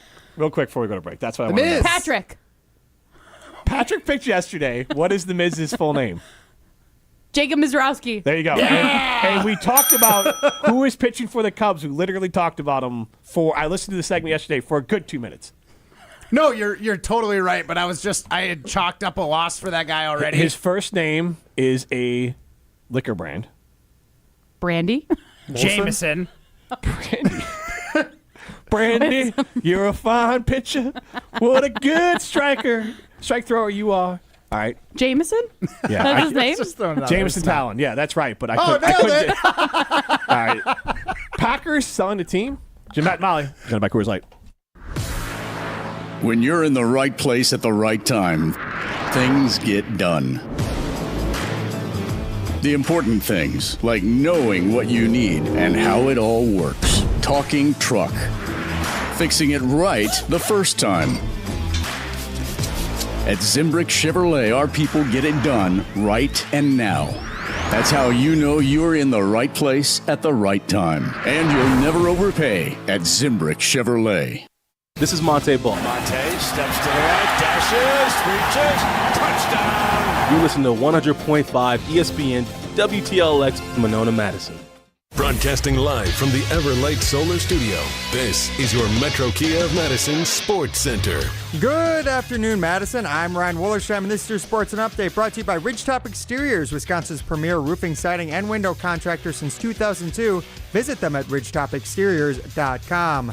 And some Metro Kia breaking news here across ESPN Wisconsin as former Packers cornerback Jaire Alexander finally agreed to a new contract after the team released him earlier this offseason. Jaire will be joining his former teammate Lamar Jackson in Baltimore as he agreed to a one-year, $6 million deal. $4 million of those dollars are guaranteed, with $2 million in incentives per Adam Schefter. Jaire Alexander's father, Landis, was on making an appearance with Kyle Bruston Norman earlier today. He had a pretty frank response when it comes to the offer between the Packers and the Ravens. And so it just came down to the fact that y'all felt like the incentives weren't there. If the Green Bay Packers offered a contract comparable with what the Ravens contract was offered, would he still be a Packer today? Yes. Listen back to that full appearance on the new ESPN Wisconsin app. Also, head over to ESPN.com for more from ESPN Packers reporter Rob Domofsky on all things going on this offseason. Milwaukee Brewers falling 5-3 in their first game against the Cubs last night. Second game is currently postponed down at Wrigley Field tonight. Second hour of Jim, Matt, Molly right now. Metro Kia of Madison, Madison's trusted Kia dealer. Stop into Metro Kia on the east side of Madison or metrokiaofmadison.com. Everybody's ego takes a shot on this show. You gotta keep your chill with Jim, Matt, and Molly. I am savage. So you're not special. Jim, if we want to play this game, we can play this game. And I'm just like, oh my God, this guy's let gonna me get swing this on right. Jim. He's a complicated fellow. Oh. People like me. I don't think so. This is Jim, Matt, and Molly, a finalist for Best of Madison Radio Team in 2025 on 100.5 ESPN, the ESPN Wisconsin app, and ESPN Madison on YouTube. We're learning a lot about each other. Could you hit a ball off of the miss? 2-2, swing and a miss, and Contreras goes down on strikes. First big league K for Jacob Mizorowski. Can I bunt? You wouldn't be able to land a bunt because he also throws a slider, a curveball. No. 0-2 pitch. Struck him out with a changeup. That was filthy.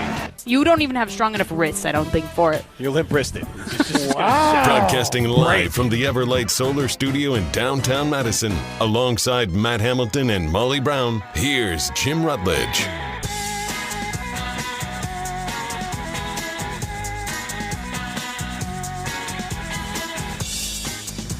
It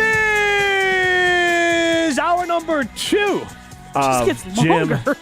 Yeah. Hour number 2 of Jim and Molly presented by Coors Light. Yes. If the mountains are blue, you know what to do. And that's Crush. Crush, Coors Coors Light. Light. I feel like I need about a dozen after that. 2 comments. Doesn't it get longer? I don't know, Matt. man. You're sitting next to me. Does it seem longer in hour number 2? Honestly, yes. Molly Brown, Matt Hamilton with me. The Everlight Solar. Can you feel it when I yell it? Primetime Warriors shot behind the glass. Gotta have some stamina here in Jim, Matt, Molly. Yes. The stamina and the length improve in hour number 2. Stars. Thanks to the mountains that are blue. Yeah. Not a blue pill. The mountains that are blue. Oh, good God. Because if the mountains are blue, we know what to do. And that's Crush. Coors Light. I'm Jim Rutledge, I have the power. All right. Game off the rails there. All righty. The Brewers don't have a game tonight. Cubs-Brewers postponed tonight due to rain. Split doubleheader on August 18th. Oh, they already announced it'll be August 18th. According to Jesse Rogers from ESPN Chicago. Oh, 2 that's pretty months from reputable. today. If only they had a roof, right? Yeah, that'd be nice, wouldn't it? A roof made of ivy. Were you guys upset about, did you guys see this? Probably not. Jackson Churio caught a ball off the ivy. And it's a rule at Wrigley Field. It's not a catch if it bounces off the ivy. Because the ivy, in theory, could hold the ball up. Yeah. But Brewer fans were in their fields because Jackson Churio caught the ball off the ivory. But you see the ball get stalled even for a second in the ivory. Any other stadium in baseball, that ball's just ricocheting anywhere. Like, just catch it on the run, Jackson. I get that, but here's the thing. I really think the ivy is cool. I think it makes Wrigley Field super unique. I'm all for it. But if you need to change a rule because of the way your field is, it seems because silly.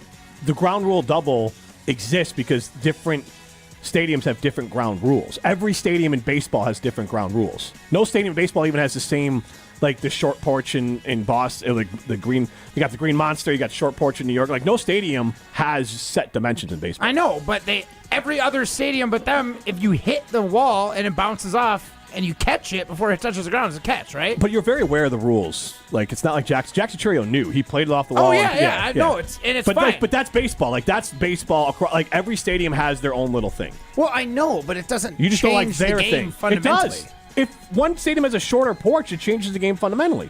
Yes. I understand, but it's over the wall. It's a home run. This is something that the ball is still in play. But if it only takes 300 to get it out in Milwaukee, and it takes 330 in Chicago, that changes the dynamics of the game. We watched the first game with the Torpedo Bats, and they were saying one of the home runs was only a home run in 3 stadiums out of all of the. The wind was blowing out. Like, should not have the home runs not accounted yesterday? Jim, this is the ball. But Matt, it's baseball. The ball is in play. But every stadium That's has the difference. But every stadium has these rules. But not not on a live ball. Yes, they do have They have live ball rules. Some stadiums with the lights up above. I think Tampa had it that if it hits the lights were too low, the balls hit too high. There's a rule for that. Is that ground rule double? I don't know the exact rule, but I know there are rules for stadiums. Milwaukee, their stadium's more modern. It doesn't have that. I'm entitled to say I don't like the rule. It is what it is, and Jackson Churio played it, so that's fine. I just think it's weird that they have this special rule because they want to keep their Ivy so bad.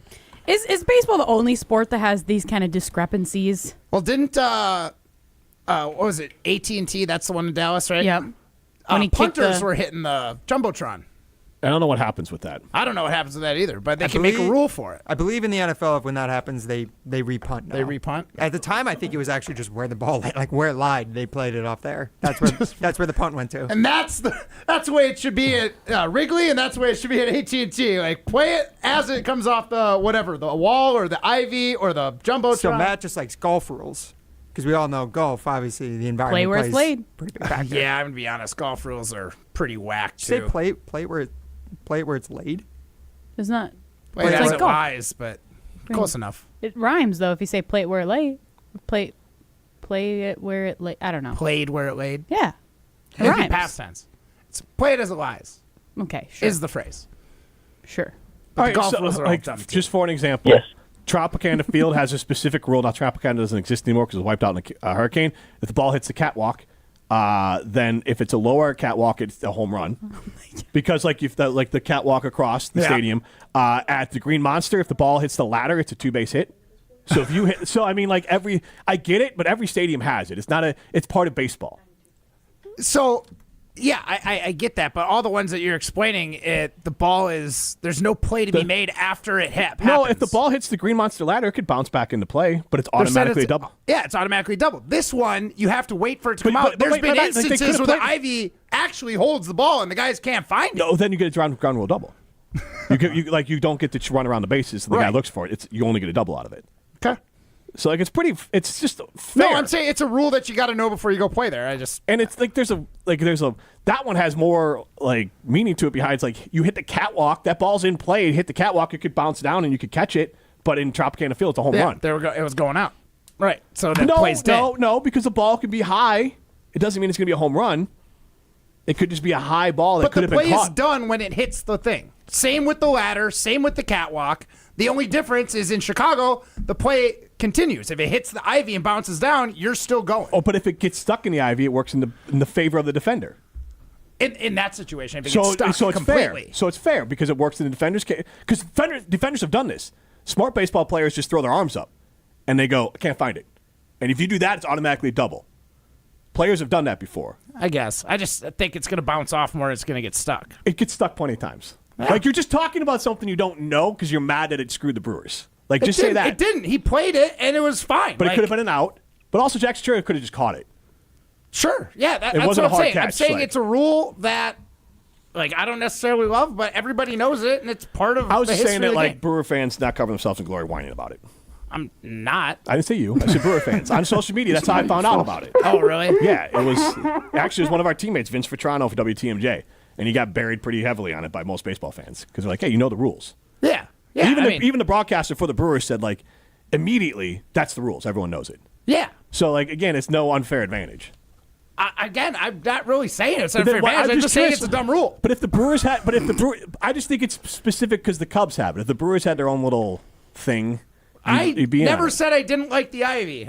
If the Brewers had ivy on their wall, I would think it was awesome. And if they had to make some weird caveats because it happened, like, that's the rule. That's the rule of the land. So it is what it is. What's the more iconic stadium, Wrigley Field or Lambeau Field? Ooh. Oh God, that's impossible tough. to answer. I'll say this Oh. for sure though. Lambeau and Wrigley Field has made a lot of improvements, but Lambeau Field is still a more fan-friendly experience than Wrigley. But the last few times I've been at How so do you mean? it's still easier to park and Easier get to around get Green to. Bay. But also in the stadium, it's been really like Wrigley Field still has the bones of an old stadium, so there are obstructive That's views. why I was kind of leading Wrigley. It's still it's like if you watch a game there, it might as well be 1920. So, but it's hard to get. So, like, basically, Wrigley, I've said this, and I would compare it I always said that, AmFam Field, we could be nicer about it. It can be a Kia Telluride. Like, it doesn't have to be a minivan. I don't mean it's a bad thing. I just mean it's like an SUV. It's like a brand new SUV, nice, clean, easy experience, but there's not a lot of unique to it. Wrigley Field is like an old Shelby Mustang. Like, you got to know what you're getting into. It's not going to have it might not have AC. It might not have power lock. It might have anti-lock brakes. It might not have power steering. But like, you're in it for a specific experience. Yeah. Lambeau Field would be that Shelby Mustang that's been retrofitted. Entirely, yeah. So they're both great experiences. It's really impossible to answer, but it's a great question. 844-770-3776. We can throw it out to the fans. Carl was talking text line. This is more. We know which way this is going to go. That's why we're not going to pull it. We're not going to put it as a side limit poll I mean, question. we could but put it as a poll. Jim at Molly poll question. Sure. Yeah, I mean, what's you the want to see point? 90 to 10? Lambeau to Come on, But- we're unbiased. Right. I think the better one would be, just because you have a shot, would be AmFam and Wrigley. What's more iconic? No, Oh, what's a better? What's like, a better? Where would you stadium? rather watch a Stadium? game? What's a better experience? Well, but if it's a night like tonight, be AmFam because the game would still be happening. Yeah, there's an actual game Or, at MFAM. but actually, this is not tonight's night. They canceled it well early. Nobody got stuck at the game. True. Imagine poor Riley Yelk had been halfway to Chicago if this had happened last We were night's just game. talking about it. He's like, man, it would have been great to go to this game, and then I could have had, tomorrow off. Yeah, well, yeah. Just stranded in Chicago. good choice. Good choice. Molly, tell us about Made and Believe. Yep, Made 'em Believe is on June 26th at the Orpheum. You can relive all the best moments from 2015, that 2015 men's basketball team that went to the championship game. You can get your hoops you can get your tickets at uwhoops2015.com. That's uwhoops2015.com for a night that you will not forget. June 26th, next week, Thursday at the Orpheum. uwhoops2015.com. This is Jim, Matt, Molly, presented by Coors Light.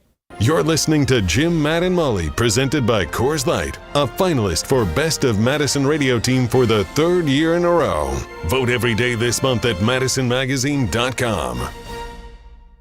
And now for the Pella play-by-play, here's Jeff Levering. Thanks, Gina Della from Pella. What a beautiful day to have new windows and doors installed. Every day is beautiful because Pella installs year-round during all seasons. It's so hard to guess that next pitch. The customizations seem endless. And it doesn't have to be super expensive. Pella has a product line for every budget. And if it is time for a major upgrade, rest easy by scoring no interest and no payments for up to 2 years. Visit PellaWI.com today. Certain restrictions apply on 6/30/2025.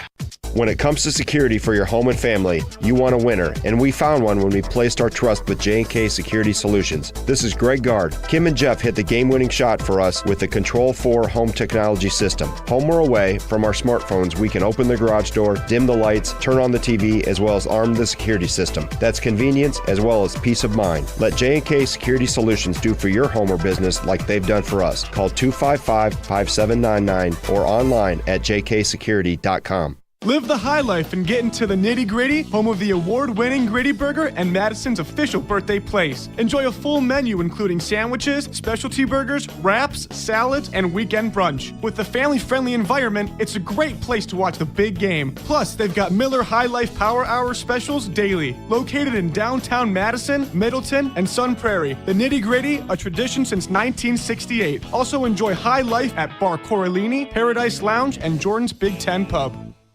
In the next 30 seconds, I'm going to tell you how to save money and save the planet. It's simple. Ditch your energy bill and make the switch over to Everlight Solar. While electricity prices keep rising, Everlight Solar will give you the chance to take ownership of your power while also reducing your carbon footprint.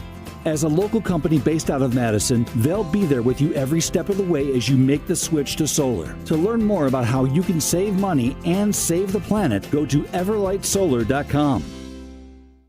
The biggest games, Back-to-back state championships. Still going, lowers his shoulder into the end zone. Touchdown, Wanakee. the most compelling stories. Where are you going to be playing basketball next year? I'm proud and excited to announce that I'll be going to the University of Charleston. We are now joined by the Executive Director of the WIAA, Stephanie Hauser. The area's best high school sports coverage is Zimbrick Honda's presentation of Prep Mania. The ESPN Madison Open presented by Coors Light is back. On Monday, August 4th, the ESPN Madison crew is packing their bags and teeing off at TPC, Wisconsin for a day on the links. This year's Open is benefiting Mentoring Positives, a nonprofit based right here in Madison dedicated to uplifting youth and families through mentoring, athletics, and youth entrepreneurship. ESPN Madison Open also brought to you by Badgerland Exteriors, Annex Wealth Management, Sunday Paper, Incredible Bank, Vorikov Osman LLC, and Retirement Income Strategies.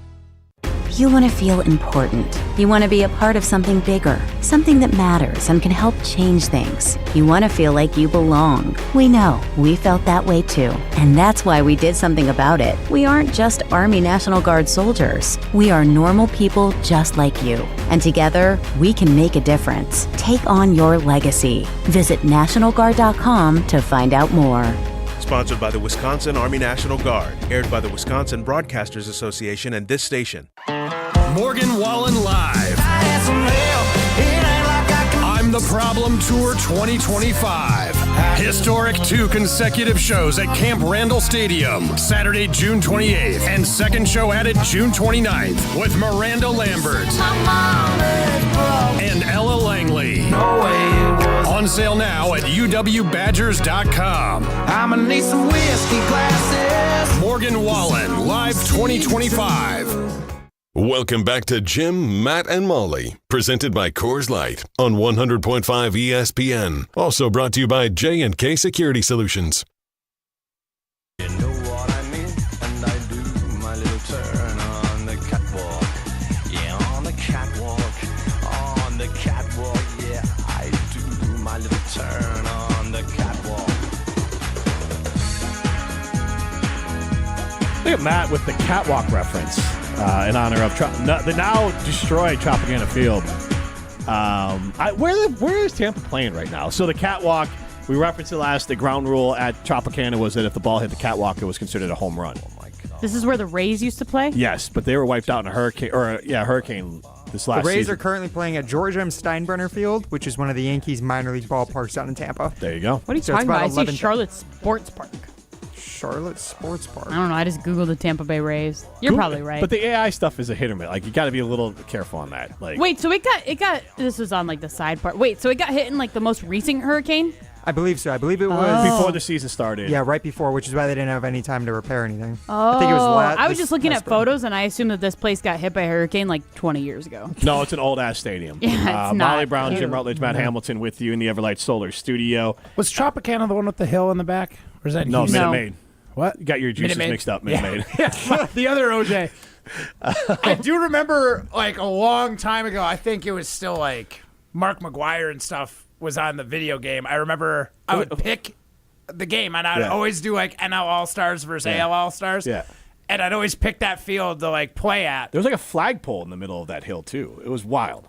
Like, the hill that would, at Minute Maid, that would go up. Like, the flagpole was in the playing field. I don't understand. Really? Yeah, I believe so. Huh. I don't remember that. And they had a train. I think they still have the train, but that was obviously not part of it. Arizona has like pools and hot tubs in the outfield. Yeah. Mm-hmm. So again, not actually. I mean, it's not, you don't have to run around it. Like, it's like a you want to viewing. complain about ground rules, Matt? I just hate that in Tampa or in Arizona, there's just a hot tub. Yeah, I mean, but if you're gonna fall into a body of water, it's not a bad one. If you hit it into the hot tub, it's a grand slam. I think it's a pool. It's not a hot tub. Yeah. Why would you want to be in a hot tub in Arizona? Yeah. True. The pool's already hot. But I would imagine the AC's rolling. in that Yeah, building. but I am pretty sure that it's a pool, not a hot tub. It I think is it's a like pool. I have no like idea. it's glass. Yeah, they've got a glass front to it, so you can like go underwater in theory and still watch the game. Yeah. Matt's peeked in there a couple times. Which is funny because like that would be something a child would do, but you're not going to pay the money for a child to be at that game, like in the ballpark. Like a kid, if I brought my girls to a ball game, they would probably try to spend the entire game with their goggles on, watching it through the water. But like it would be thousands of dollars to get them those tickets. So I it's also like, can't imagine like showing up to the ballpark in like a bikini and then being in water the whole time and then like having to dry off and then leave the stadium. You know, like the feeling of when you leave a pool and it's like the most uncomfortable feeling because you're like, I'm kind of cold, I'm soaking wet, my legs are rubbing together. Like it's just a wet. See, Matt, I would take that chance. Matt always has a thong ready to go, so he is like. Yeah. I always got a swimming thong. Yeah, he's wearing one now, just in case. In case I go puddle jumping later here in Madison. Especially, there's three things that Matt Hamilton brings to a ball game. Stop picturing it, Molly. Yeah. Three things that Matt I can't get it out of my head. Three things that Matt Hamilton must bring to a ball game. So if you see Matt Hamilton in the baseball game, know that he's got his glove, he's got his Coors Light, and he's wearing a thong. In case there's a pool. Yeah, a thong swimsuit. Yeah. Just so you know. Gross. It's facts. I hope you get some laser before you go. Sun's out, cheeks out. No. No way. All natural. Go be a winner. Go to Ho Chunk Gaming Madison. That's where winners go. Millions of dollars won every single weekend at Ho Chunk Gaming Madison. We were supposed to talk about the Packers selling the team. It ain't going to happen. I just want to share these two quick things on the Packers selling the team. That popped up because Ed Policy hinted that the number 2 most important thing to him is keep the Packers Green Bay, which is an insane statement. So my understanding is that it is nearly impossible for the Packers to leave.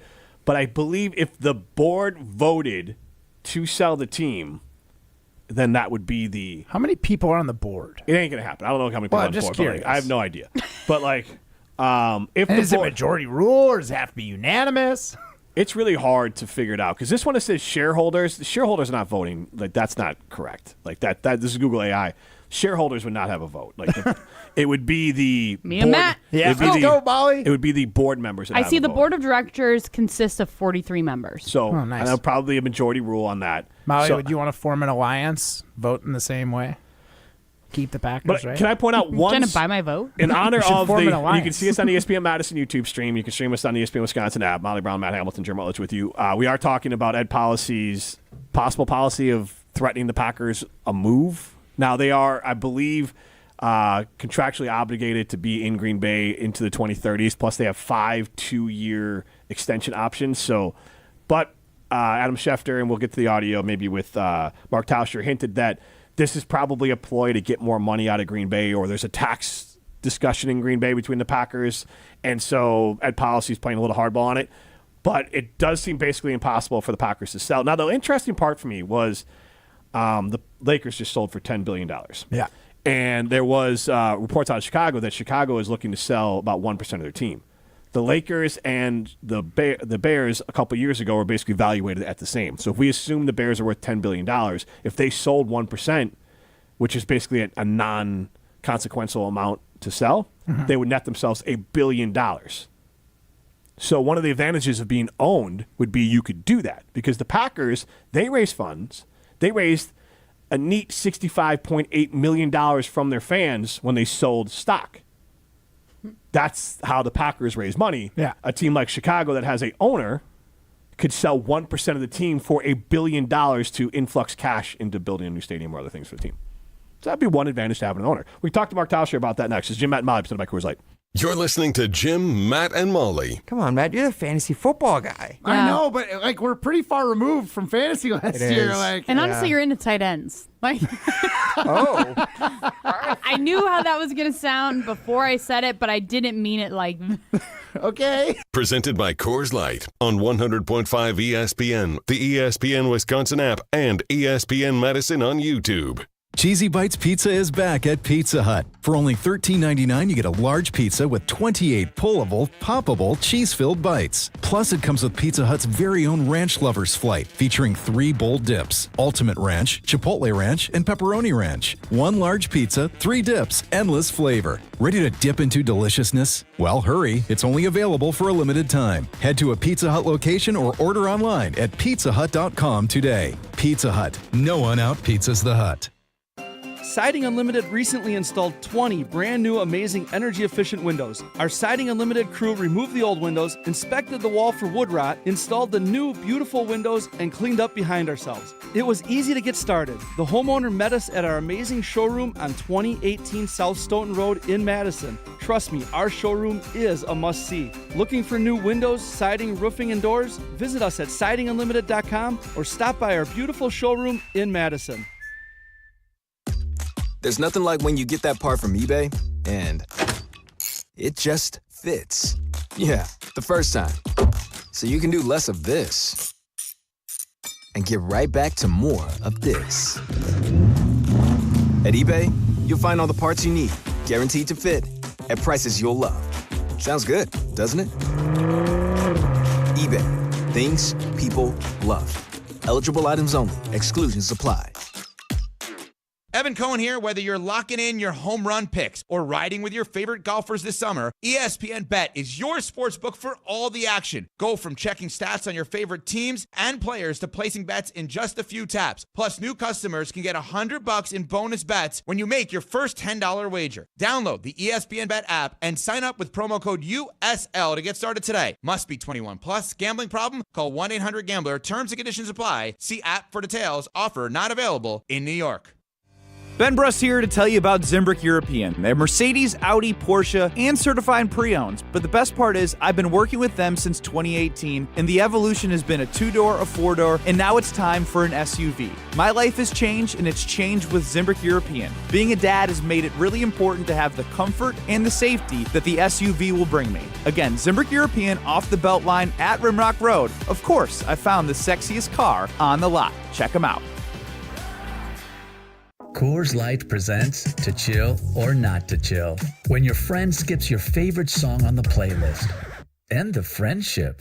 Or choose chill because that song lives rent-free in your head anyway. And you planned ahead by bringing Coors Light to the party. And the sound of that ice-cold can cracking open was music to your ears already. Coors Light. Choose chill. Celebrate responsibly. 2024 Coors Brewing Company, Golden, Colorado. Get ready for the ultimate Saturday night at Hard Rock Casino Rockford. Join us for the all-new Queen of Hearts drawing at 4, 6, 8, and 10 p.m. This is your chance for royal glory.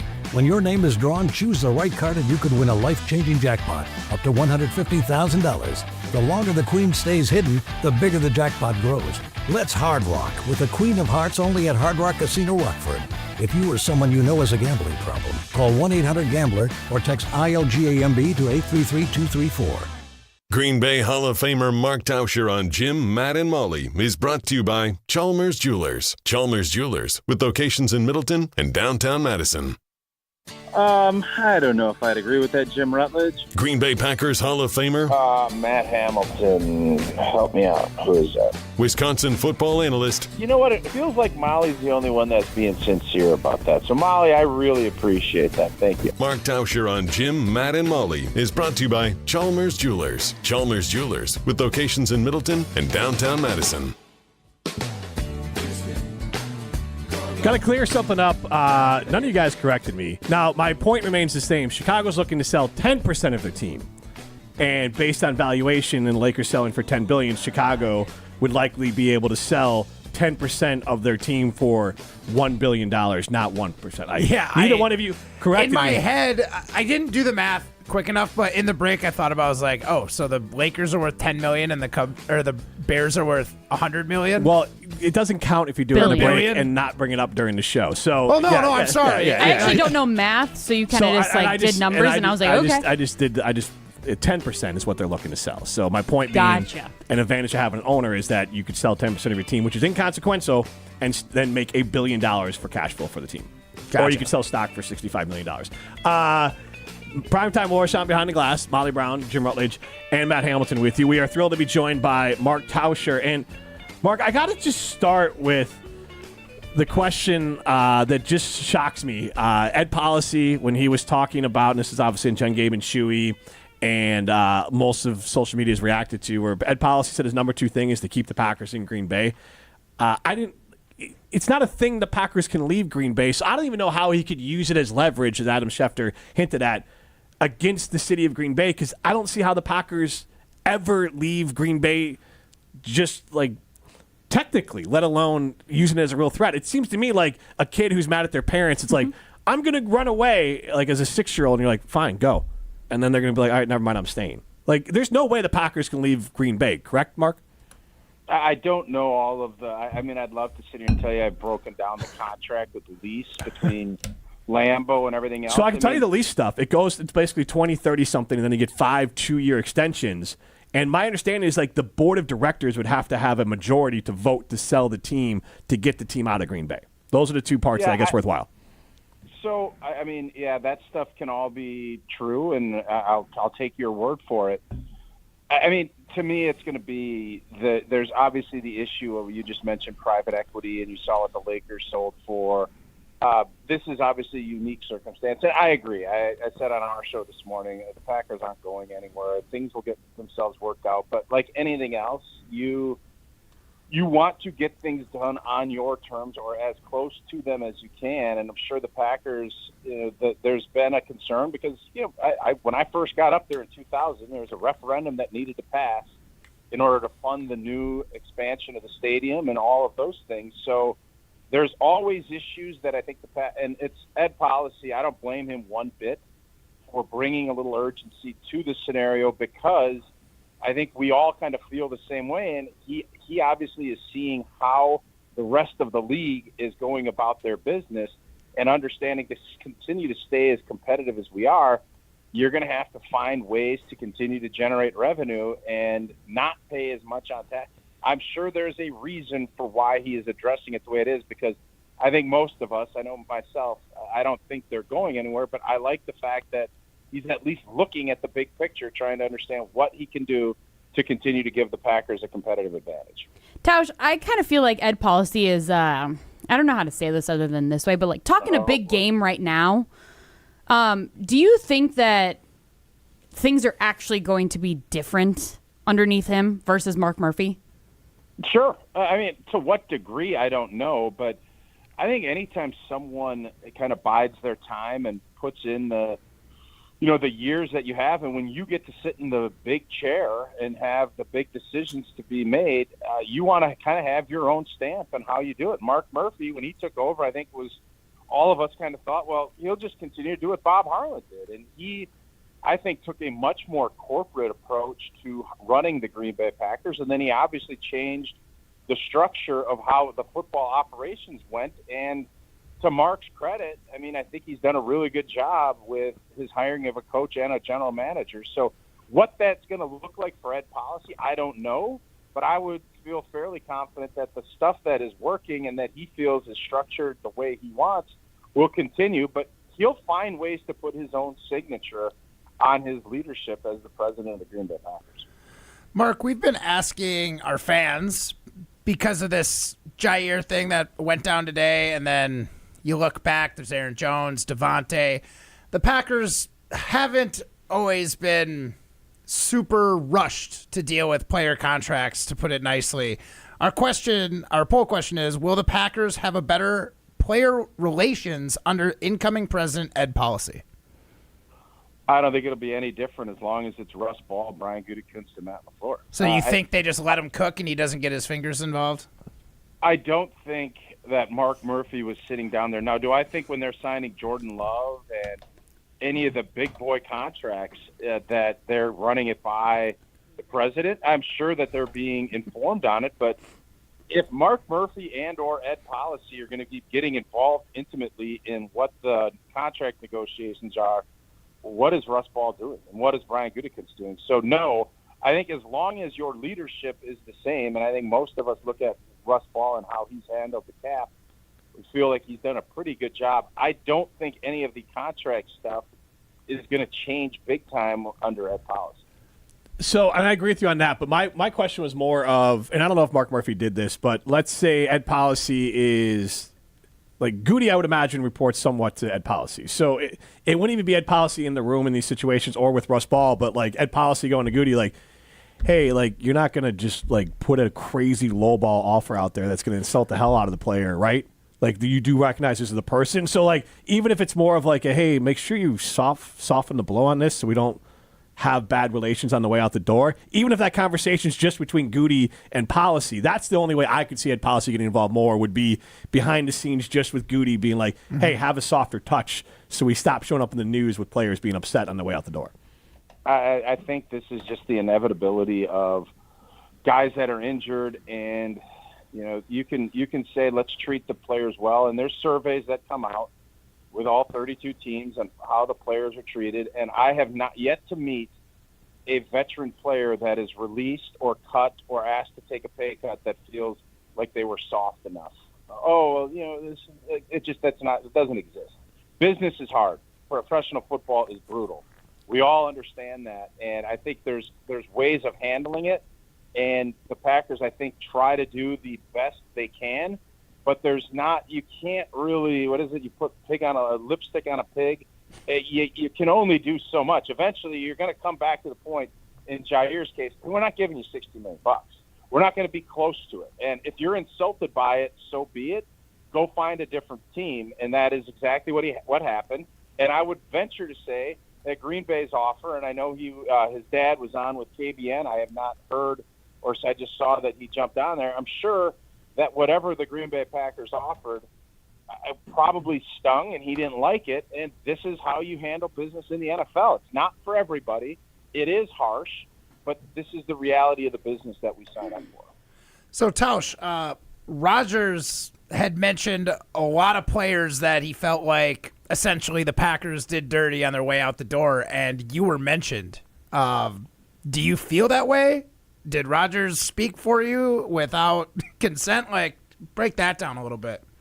No, I mean, I think anytime you're in real time and you're going through it as a player, you're going to feel a certain way. And then as you get older and you look at it, you get a better understanding of how things go. So I don't know of anybody that if they come in and tell you that your services are no longer needed, thank you for your services, hit the road.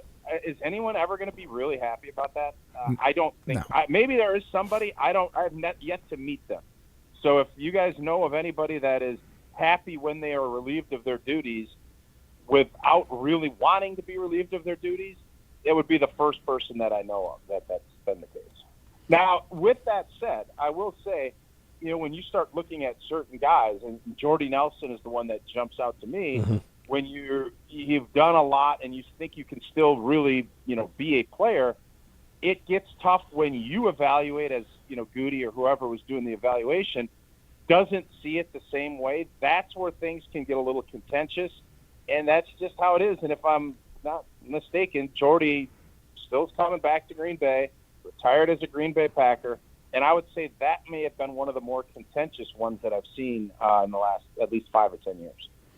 Do you feel like, I think an analogy that we've talked about on this show is that Matt LaFleur is basically given a bunch of ingredients and told to make a meal out of something with ingredients that he didn't pick. Do you feel like the communication between Brian Gutekunst and Matt LaFleur isn't there? Do you feel like they do get along? Do you feel like Goody doesn't really care what Matt LaFleur thinks? I mean, that's kind of where I tend to land, but what are your thoughts on that? Yeah, I don't know. I think there have definitely been some times that there's probably some friction, whether it's, you asked me to draft this player and maybe he didn't turn out the way we all anticipated. But for the most part, I think when you have success and when you get the big ones right, there's always going to be disagreements on personnel. I do think Goody's going to do what Goody's going to do. And I think LaFleur, for the most part, is pretty content with that. I don't think he is, wanting to get more and more involved in the he wants to have a say in the players that he gets, but I don't think he's breaking down Northwestern's guard, whether he should be a second-round pick or a fifth-round pick. I don't think that's the case.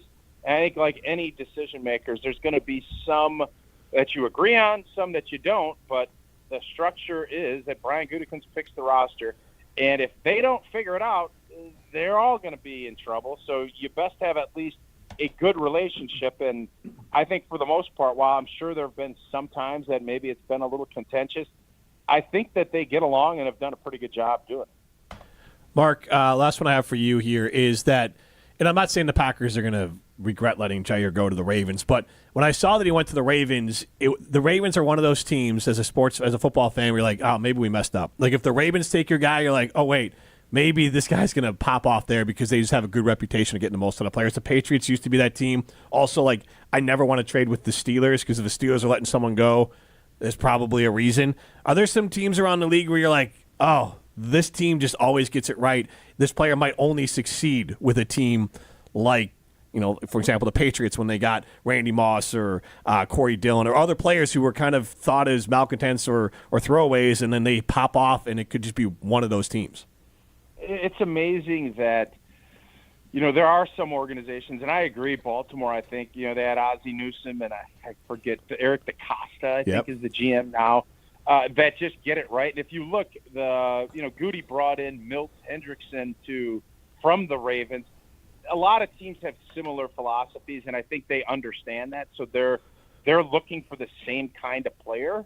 But organizations that have good coaches and good quarterbacks, typically players come in and they will fall in line and play. I don't think the Patriots, since Tom Brady retired, I don't think they had the same success in bringing in veterans.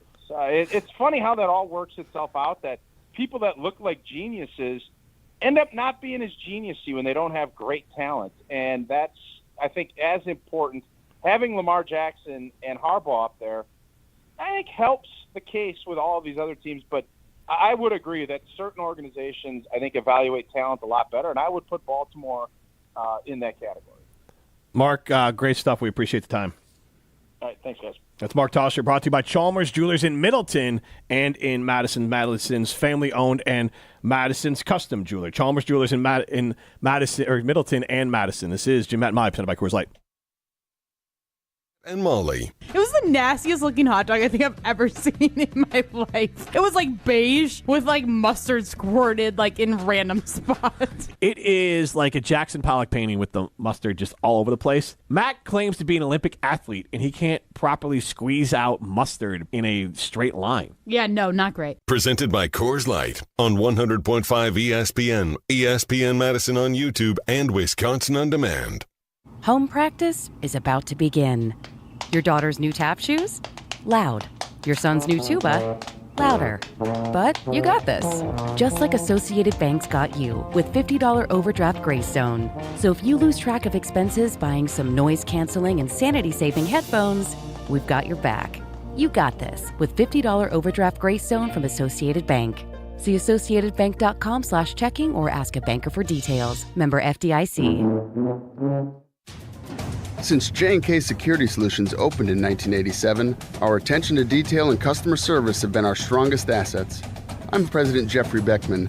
We'll always do our best to find the most efficient and cost-effective solution to every job we tackle.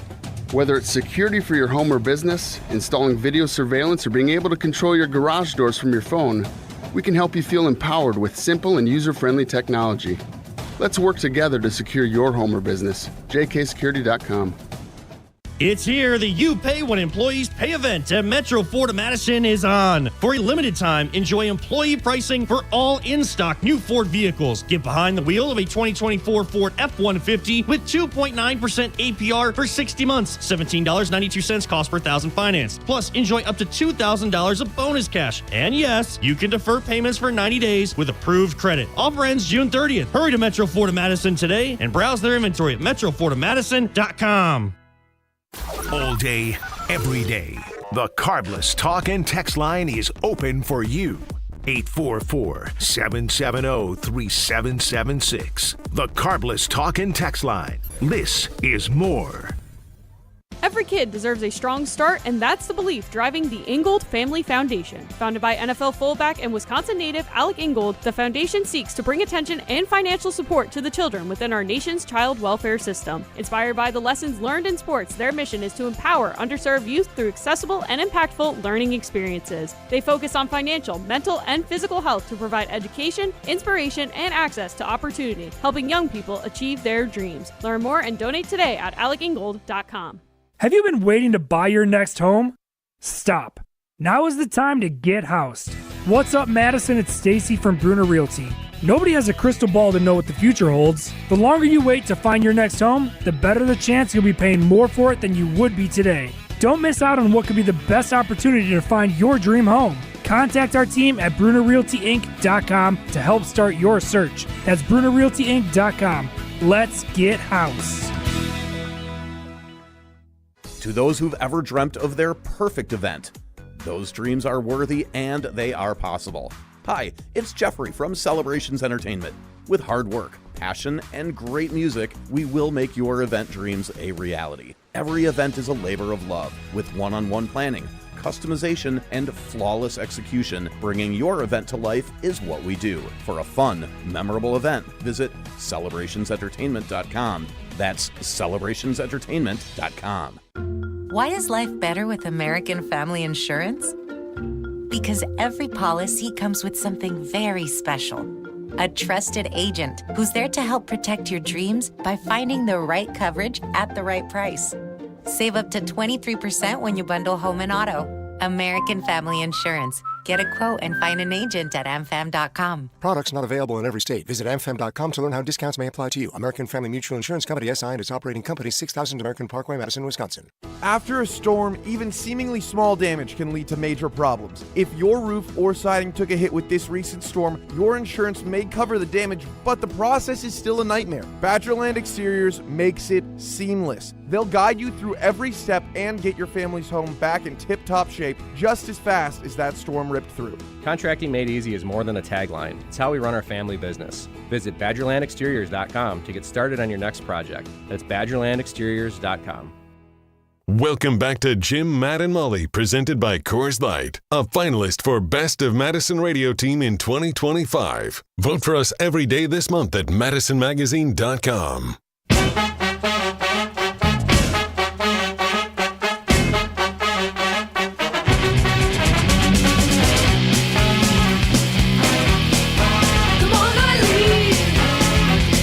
Jim, Matt, and Molly continues live from the Everlight Solar Studio. We are presented by Coors Light. Jim Rutledge, Matt Hamilton, Molly Brown with you. Matt, tell us about your good friends at Odyssey. Odyssey is so good. Like, just today, I had chicken breast that I cooked up the night before, chopped it up, a little bit of feta, a little spinach, in a wrap, a little mustard, and it was fantastic. That's because Odyssey has a commitment to quality. They're made right here in Wisconsin, down in Monroe, by Klondike Cheese Factory. That's a 4-generation family-owned company. It's made with locally sourced milk. They're award-winning, and the feta, they have flavors for days. Regular feta, reduced fat, sweet and spicy, Mediterranean, herb, and so much more. So if you are a cheese fiend like I am, and you also love to support Wisconsin and Wisconsin businesses, go check out Odyssey. That's the green and blue label. It's fantastic. I promise it won't let you down. Odyssey Brands. All right, let's throw some stones. 1, 2, 3, Some takes are cooler than others. You know this kid is as cool as the other side of the pillow. Some opinions are just cooler than the rest. Now what's cooler than being cool? Ice cold. And if you keep it chill, then it's a cold take. Chill out. I'm chill. I'm chill as a cucumber, man. I'm always the coldest. This is Throwing Stones, presented by Metro Kia of Madison, Madison's chillest Kia dealership. Matt, you're a softball player, right? I've played softball. I'm not currently playing rec league softball. I don't know. He's got volleyball going right now. It's volleyball season. Volleyball season, baby. Can't do two sports at once. My brother sent me this text. He said, dude, I'll leave the guy's name out of it, was playing softball and got hit in the men's area. He left one of them, his, reproductive organs down there, detached completely, and they had to drain the right one for excessive blood. So, wait, so he lost a A peanut? One of his boys. I'm a nut. How old is this guy? He's close to my. I shouldn't laugh. He's probably like 41, 42, so they're probably less useful. So softball. He's got kids. And Men can use them until they're 80. There's like a thing in rec leagues. They're talking about bringing out like pitching nets just because every pitch in slow pitch softball can be crushed. Right? Or something else could be crushed. Or something else could be crushed. But that's like the problem. There's been people that have actually like passed away from comebackers to the pitcher. No, I don't have nether regions like you guys. Do you know what age do you stop wearing cups at? If I was playing a sport, softball, no, I wouldn't wear one. And would you rather wear a cup or have this happen to you? Now I might. I think I'd rather wear. If I was playing a sport like that, I might wear a cup. I'm a man. I'm 40. Name 5 Brewers. Okay, we got Hoskins, Contreras. Any first names in any of these guys? Nope. Bryce Turay, Christian Yelich, Jackson Churio. And I think those are the top 5 batters. Give me the other 2 names, guys' first names before we get out then. Reese Hoskins. And Contreras? William. There you go. Matt Hamilton, our Brewers baseball expert. Isaac Collins. There is an Isaac Collins team. No Brewers baseball tonight. It has been rained out. So we'll take you out to Amber and Ian. This has been Jim, Matt, and Molly, presented by Coors Light. Cheesy Bites Pizza is back